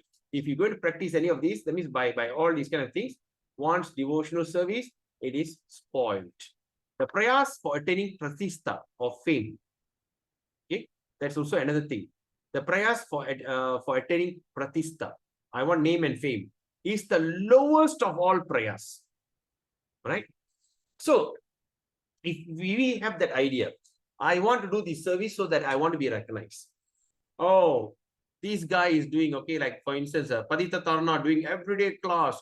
Oh, okay, he's going to get nominated. He's going to get this thing, They call the spiritual master, do you know? Oh, this Padita Tarna is doing this class every day. You have created so many devotees, blah, blah, blah, blah, blah, blah. I'm doing this because I want name and fame. I want people to come and say, oh, Padita Tarna? Oh, that means I want to be a popular. And you know what Bhaktivinoda Thakur says? Prayas for attaining pratistha. If you want fame, if you have the thought of having fame in your mind in devotional service, Srila Bhaktivinoda Thakur says, is the lowest of all kind of prayers. Right? It is lowest. Although it is lowest, he continues, it is unavoidable for many. Even we know that this is the lowest attitude, lowest character, but it couldn't be avoided by so many people because they want that name and fame. Even though they still have that indirectly they have, respect me, I want name and fame. Right? Say like for instance, like Nityananda Triyodasi is coming on Monday. So you decorate your altar very nicely. Very nicely. All right? But when people don't want to come and praise you, you get upset. Right? So when you are the one who are doing, but suddenly there's one girl at the side just making some flower pot. Suddenly one guy says, hey, my dear girl, the way that you decorate the altar is so beautiful. It looks like you have the talent, the gift of the gift. No, keep up your good work, huh? Walk away. And that person that I am the one doing that, but this little girl out of nowhere, she gets the praise. I start to fume. How can that be? It is me. I took the money. I looked for a donation. I went and got the money. I went and bought the flowers. I cut the flowers. I made the garland. I decorate the deity. I make the deity look so good. And these will come and get the fame. Sometimes in the kitchen, I am the doer. It's me. I am the cook. You know, or when there's a new devotee come, I am the one who brought that person. I did this. I did that. When the temple was under construction, I worked. How much that fellow brought money? I brought the money. So this kind of fame, which is the lowest and is unavoidable for many, it cannot be avoided. And that should be given up by the simple process, should be given up by the simple process of devotional service. So, my dear Prabhus and mothers, if you have that kind of thought, please get rid of this now itself. Now, because you start to study Bhaktiyaloka. All right. Once you're studying Bhaktiyaloka, we are trying to improve ourselves. All right. So now, Sanatan Goswami said something which is very fantastic in Hari Bhakta Vilas. All right. And where in the concluding verse means what? At his final conclusion. All right. Let's look at this. What he meant by the person who desire for name and fame.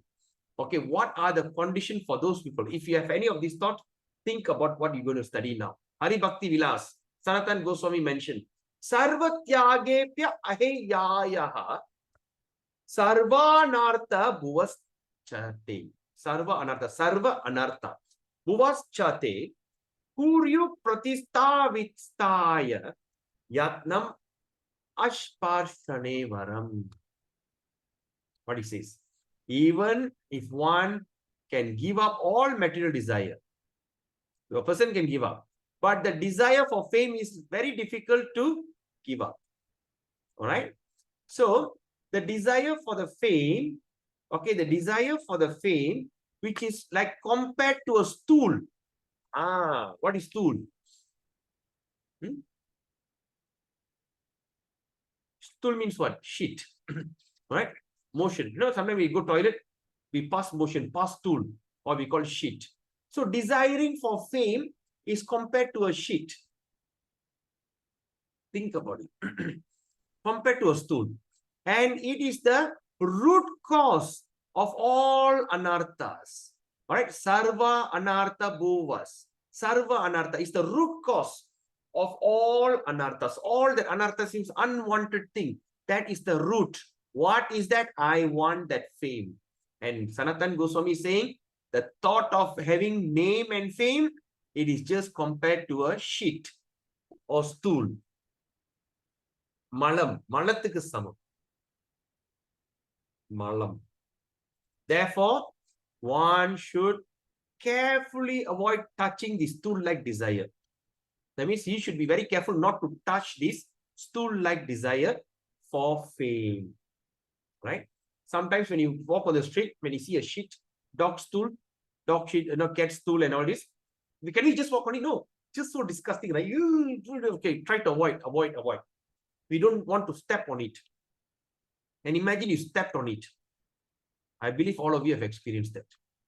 Right?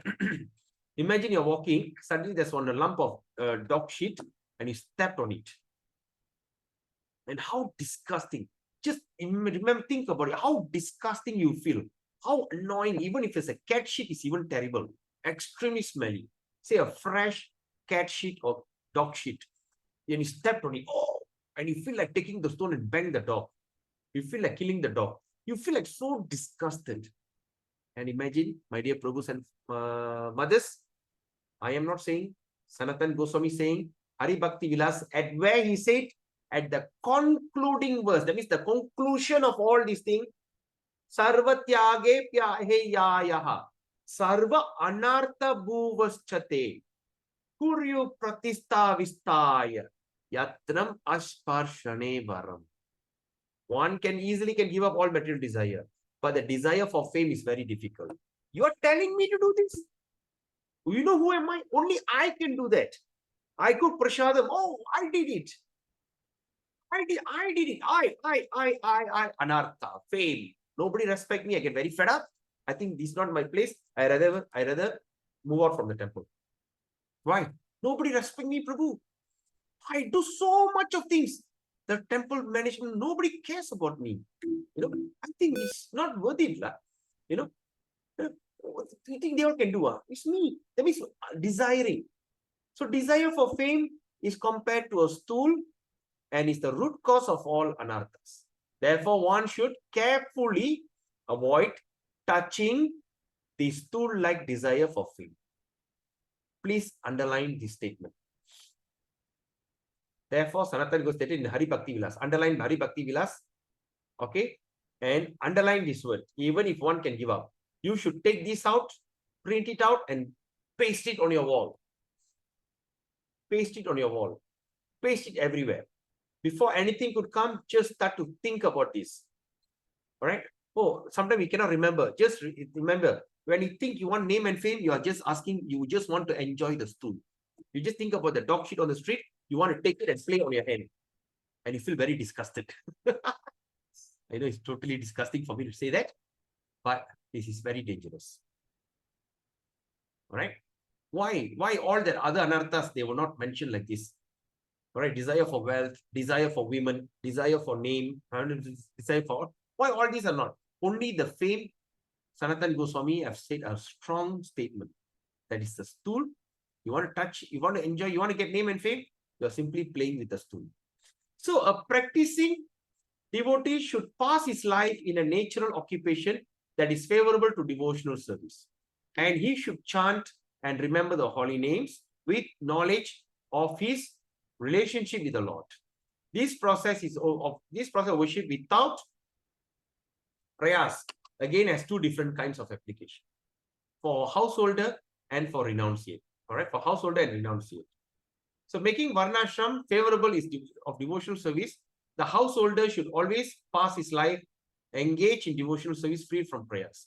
They should earn and save. They should earn and save only for easy maintenance of family members. All right, whatever amount that you're going to get, just keep it that way. Don't try to go and do something extra. You got this job, but go do extra part-time business. Go into some kind of multi-level or go into some kind of part-time insurance. All that no need. Try to live within your means. Okay, because we are not asking you to become a primitive. We want you to engage your valuable intelligence. All right. If you have a choice, you definitely do not want to work. If you have a choice, definitely you want to retire to Vrindavan, stay there and engage 24 hours in Krishna. But the problem is we don't have a choice. All right. We got a family to take care. We have to work for it. So minimize that working. Maximize your thinking of Krishna. If there is always remember of worshipping Hari is the only purpose of life, then they will never fall into illusion. Right? Right? If they remember, right?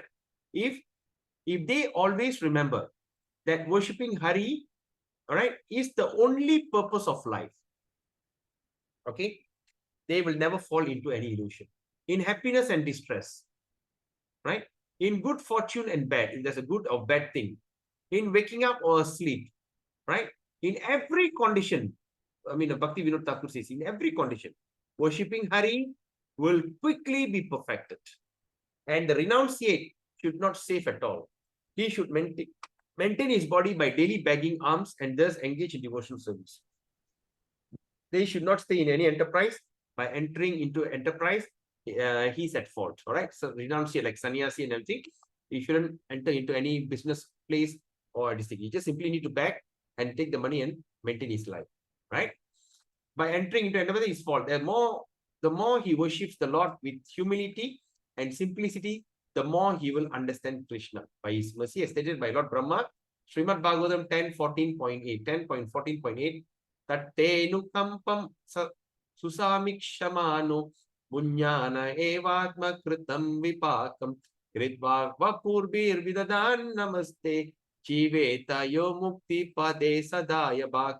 My dear Lord, one who constantly waits for your causeless mercy to be bestowed upon him and who goes on suffering his reaction of his past misdeeds, offering you respectful obeisances from the core of his heart, is surely eligible for liberation, for it has become his rightful claim. Nothing is achieved by jnana prayas, but one can know Krishna only by his mercy.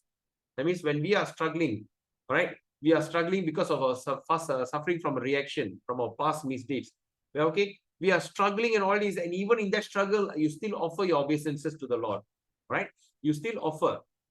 You are respectful, obedient to the core. This person is surely eligible for liberation, right? Because why? It has become his rightful claim. That is right for liberation. So the liberation is what?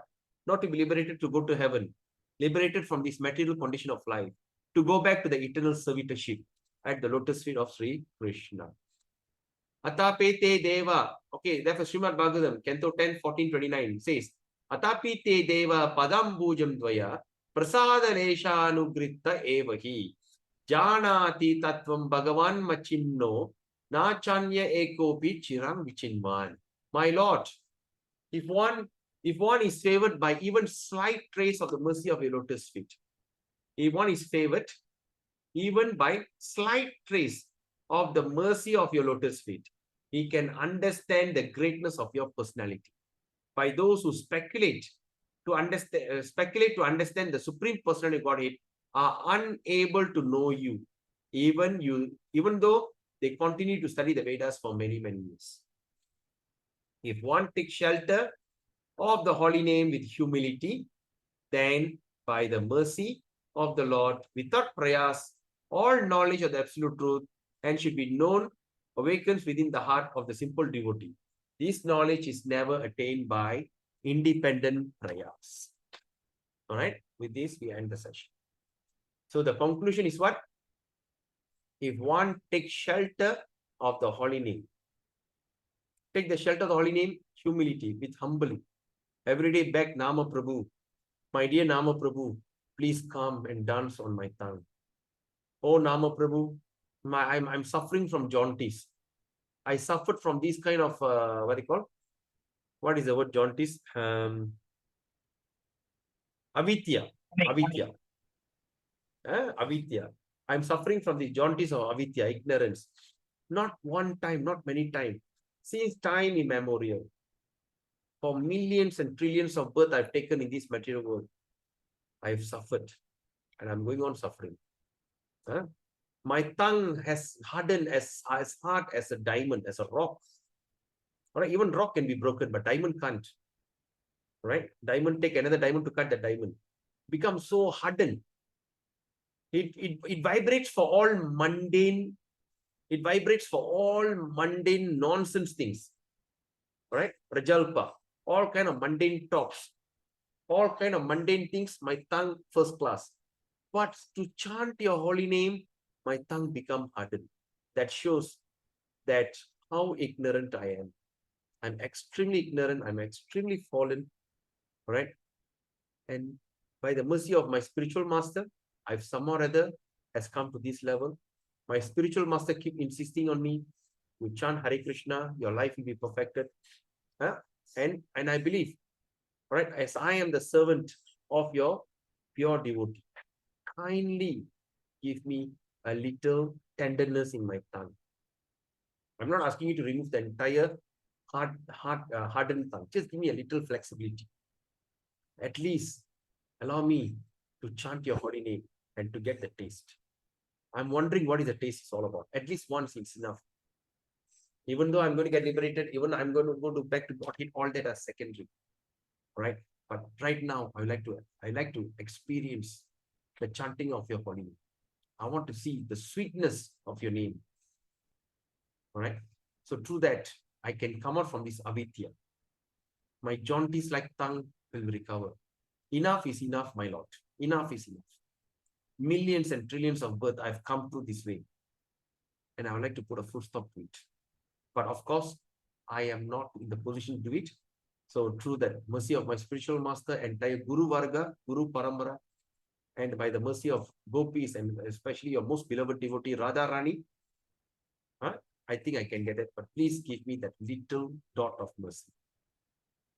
Then we chant the Hare Krishna. That means you take the shelter with humility. Don't chant irritatedly.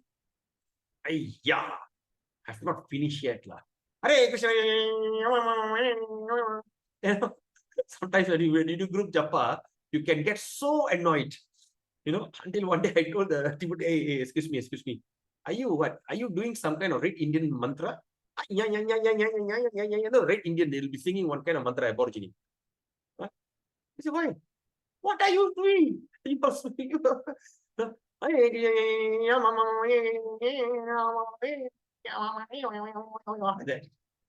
And then,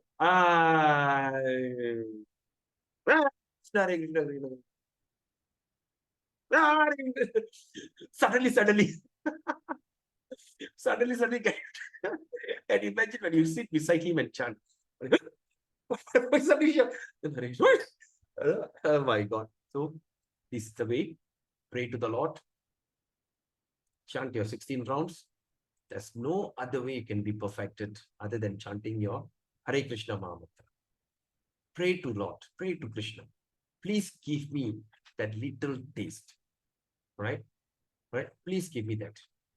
Please allow me to chant your holy name. Please allow me. Right? So that means by the mercy of the Lord, without prayers, all knowledge of that means without even you endeavoring, after you get the taste, all the things that's supposed to know is awakened within your heart. Because all that entire Vedic knowledge is in your heart actually. Yes? Because you're part of Krishna. All right? Krishna. And that Krishna is he taken the form of Vyasadeva. And he compiled all the Vedas. So when we study the Vedas, we don't feel, wow, I learned something new. It's like awakened, like something, hey, oh yeah. Why we say, oh my God, wow. Why we are saying that? That means it's within you, you've forgotten it. So what Bhaktivinoda Thakura is saying, we have to take this into consideration. All knowledge of the absolute truth, all knowledge, not particular, everything, that should be known. The thing that is important to be awakened within the heart. Or what is the thing that should be known? It's not the 4 Vedas, 108 Upanishads. 108 Upanishads, there's a principle of 18 Upanishads. And that 18 Upanishad is divided into 3. Mode of goodness, passion, and ignorance. Right?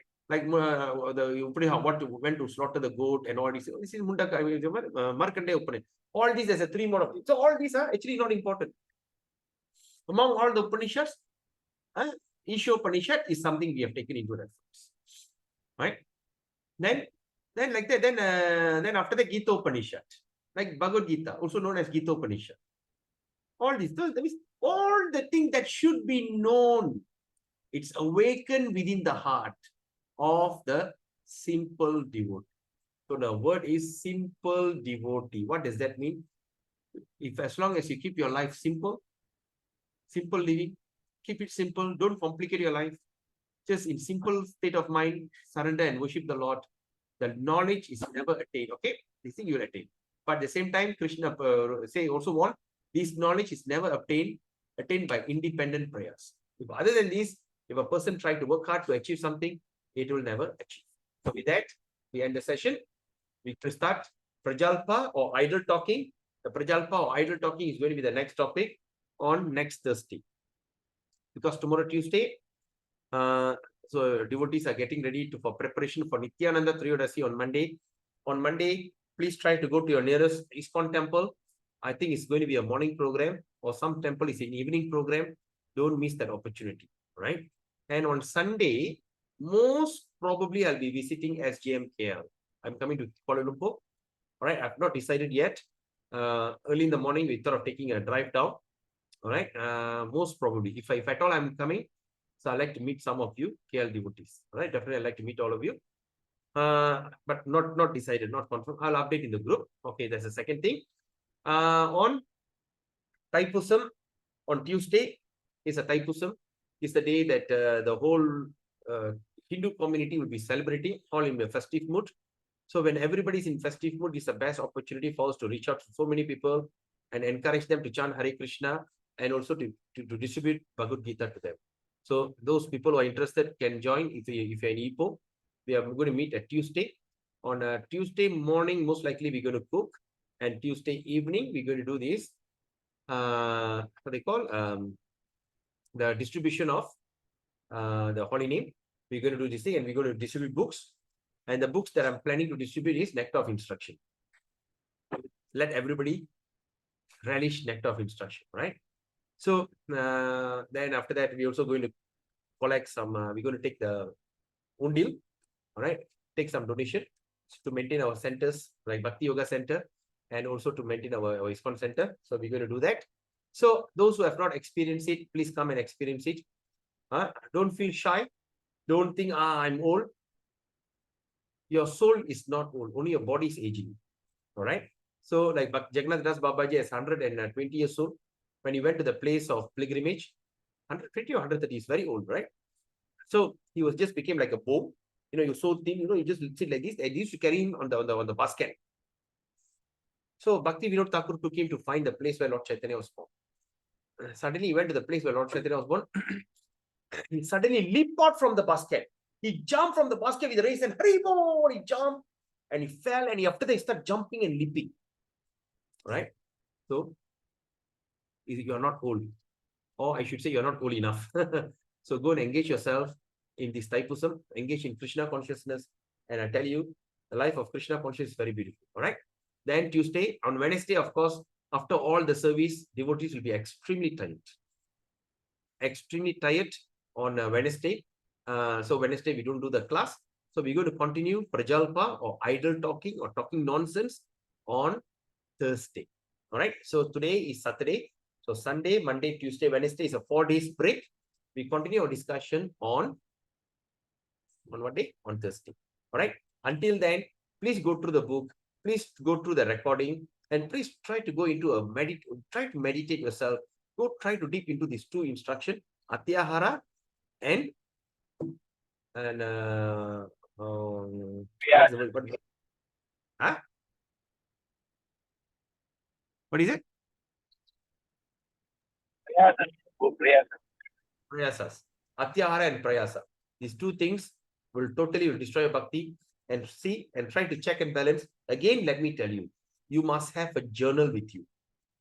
Right? Don't try to think outside the box because our mind is it's very tricky. Don't try to do it independently. Try to create a journal. Today, what are the things I've done? Right? When someone said, and I just said, are you trying to tell me this? That means I was there. So try to write down everything. At night before you go to bed, try to see what are the things that you have misbehaved. What are the things that you have done wrongly?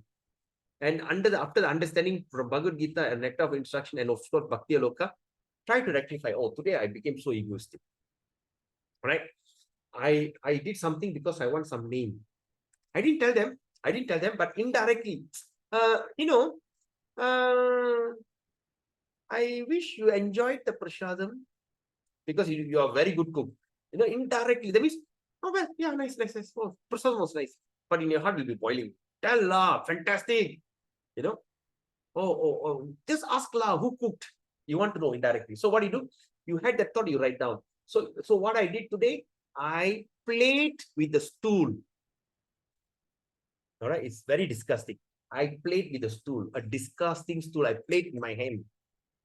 All right, if next day, so that means you start to correct yourself. Daily check and balance your life. Check and balance.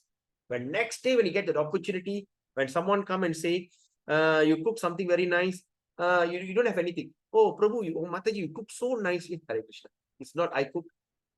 Krishna have taken the prasadam. Krishna have accepted. Krishna blessed the food. It's not me. Right? Maybe superficially you start to pretend, fake it till you make it. Then eventually you'll come to this thing and you'll be totally out of this fame. When a person is out of the fame, when you don't go and look for a fame, his life will become perfect. So is there any questions? Oh, there's a question here. Why the desire of fame compared to a stool, Prabhu? Any reason behind it? And why is this anartha is extremely serious instruction? Why fame is considered a stool? Because for the fame, people are willing to go extra mile. Perupugal. Fame na perupugal. They are willing to do anything. They're willing to even to fight, right? People are even willing to fight and quarrel and create such a nasty thing. Shit or stool means nasty, smelly, extremely ugly, right? And no one takes pleasure in their stool, right? So the character of looking for a fame and to establish a fame in you, it is compared to the stool because it's going to be very nasty and extremely dirty kind of mentality. You got it, Kesavan? Yeah, Prabhu. But Hare Krishna, Prabhu, but ego and fame is still the same, Prabhu. No, ego is different. Ego is your ego means your existence. I am a man. I am this, I am that. That is ego. Fame means Oh. you want some name and fame. Okay, Prabhu. Hare Krishna. Okay. Example that you and Vivan are every day going for a Harinam. Every Saturday, Sunday, you're going for Harinam. You're going to every house. Okay. And suddenly there's another person, we call another person and say, you know, oh, this person have done something great. Or say you're going every day, until you feel like you are greater than others. You want to show, okay, I'm great, I'm powerful. Oh, that means I want name and fame. It's very dangerous.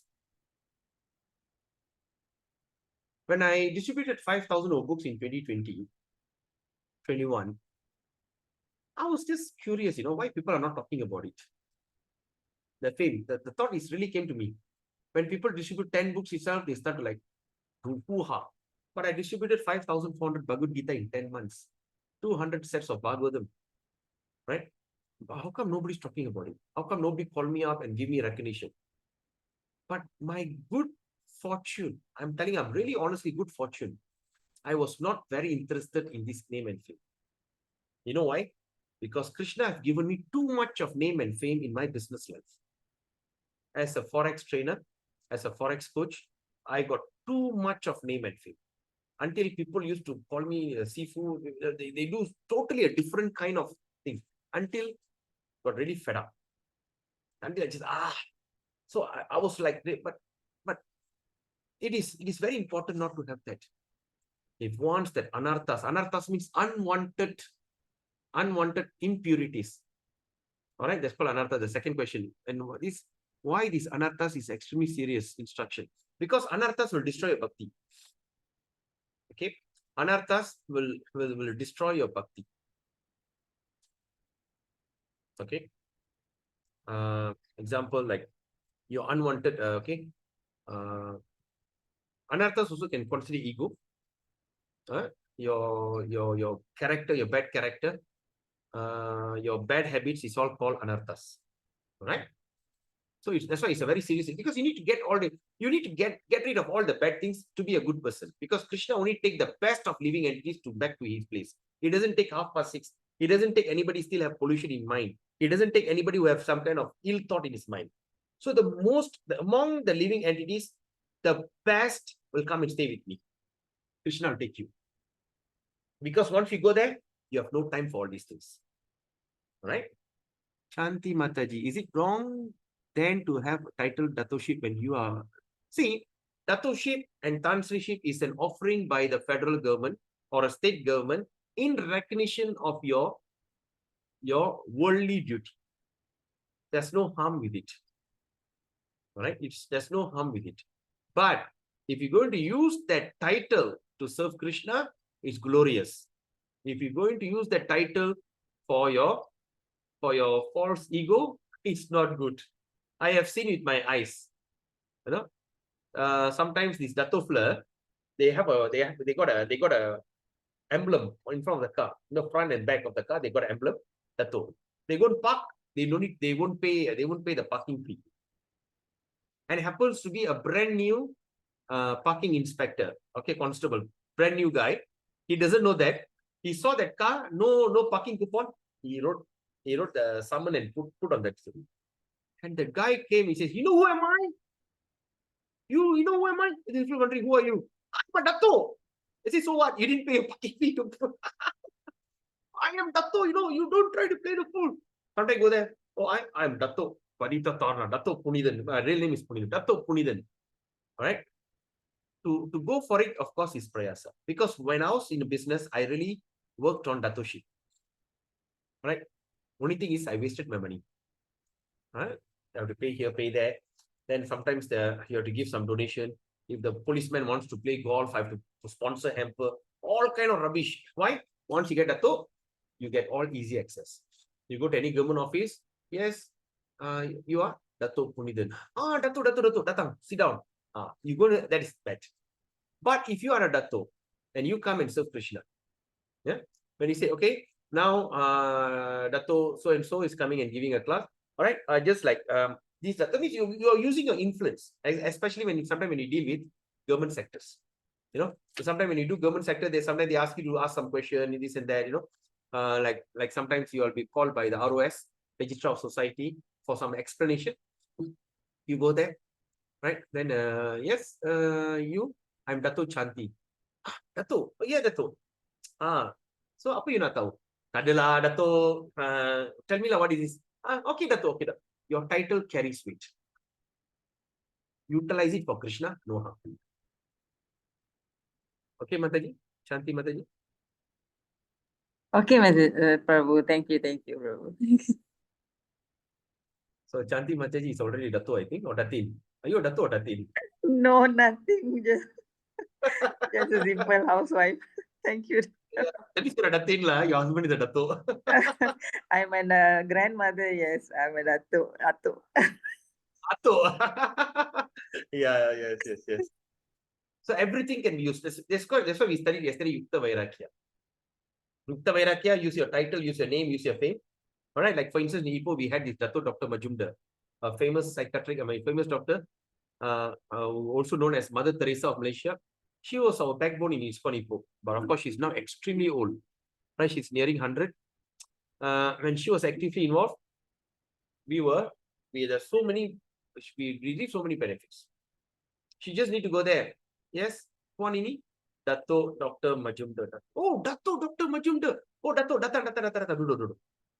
I see. So she totally, fully utilized her, what they call her social this thing in the service of Krishna. She have done a fantastic job. All right. Any other questions? Okay. I hope you enjoyed the class today. I hope that class you have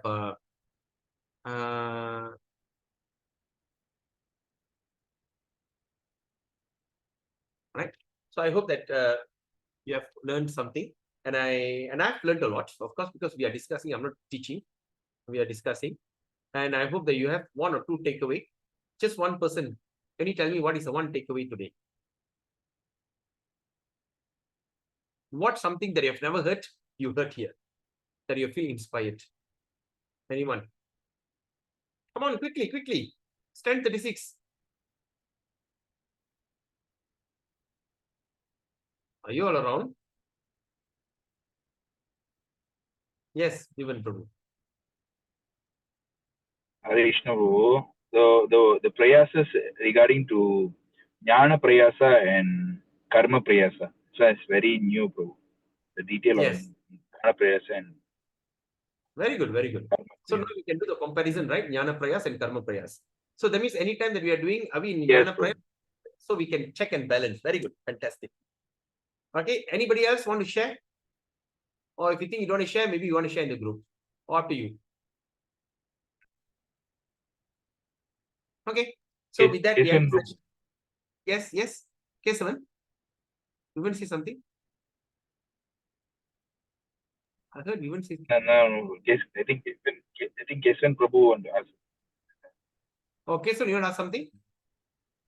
No, Prabhu. About this, the fame compared to a stool was a bit shocking. So there's a new takeaway for you today. Yes. So whenever you want to get name and fame, you'll be. But the thing is, hey, in my business life, I don't have name and fame. I won't. Business is different. In material life, business life, you have to work for it. If you're not influential, if you're not powerful, you cannot survive in business world. But when you come to spiritual world, you'll have to be total opposite of being a businessman. Dasanu Das. That's why behind we gave the name Das, Jagannath Das. Don't think people like sometimes, hey, your name is Patita Tarna Jagannath. Hello, Patita Tarna Jagannath is that Jagannath. I'm the servant to that. So like that. Okay. Anyway, thank you so much. It's 10:38. I can go on talking. I'm so excited about it. Of course, now it's Ekadasi. Some of you might be preparing prasadam. Please avoid grains today. Only take fruits. Stay on a fruit diet. And chant Hare Krishna. Today is the day that you should chant. It's very beautiful feeling because now I'm chanting. I'm following that Vaishnava Kripa Prabhu method, waking up really early in the morning and chanting. Oh my God, it's unbelievable. Unbelievable. So till we meet again on Thursday, I wish you all have a very beautiful day, beautiful week ahead, beautiful weekend. Tomorrow Sunday, if there's any program around you in the Sunday program, if you're in KL, please go and meet. In Ipoh, there's no program tomorrow. Saturday is Nityananda Trayodasi. Join the devotees to cook. And Tuesday is what they call Taipusam. So morning in Ipoh, we're going to distribute prasadam to roughly around 5,000 people. And at night, we're going to do Harinam Sankirtan. Please join us. Hare Krishna, Krishna Krishna, Hare Hare. Hare Rama, Rama Rama, Hare Hare. Right? Srila Bhaktivinoda Thakur ki jai, Srila Prabhupada ki jai, Gaura Premanande, Srila Bhaktiyaloka ki jai. Hare Hare Bol, Hare Krishna.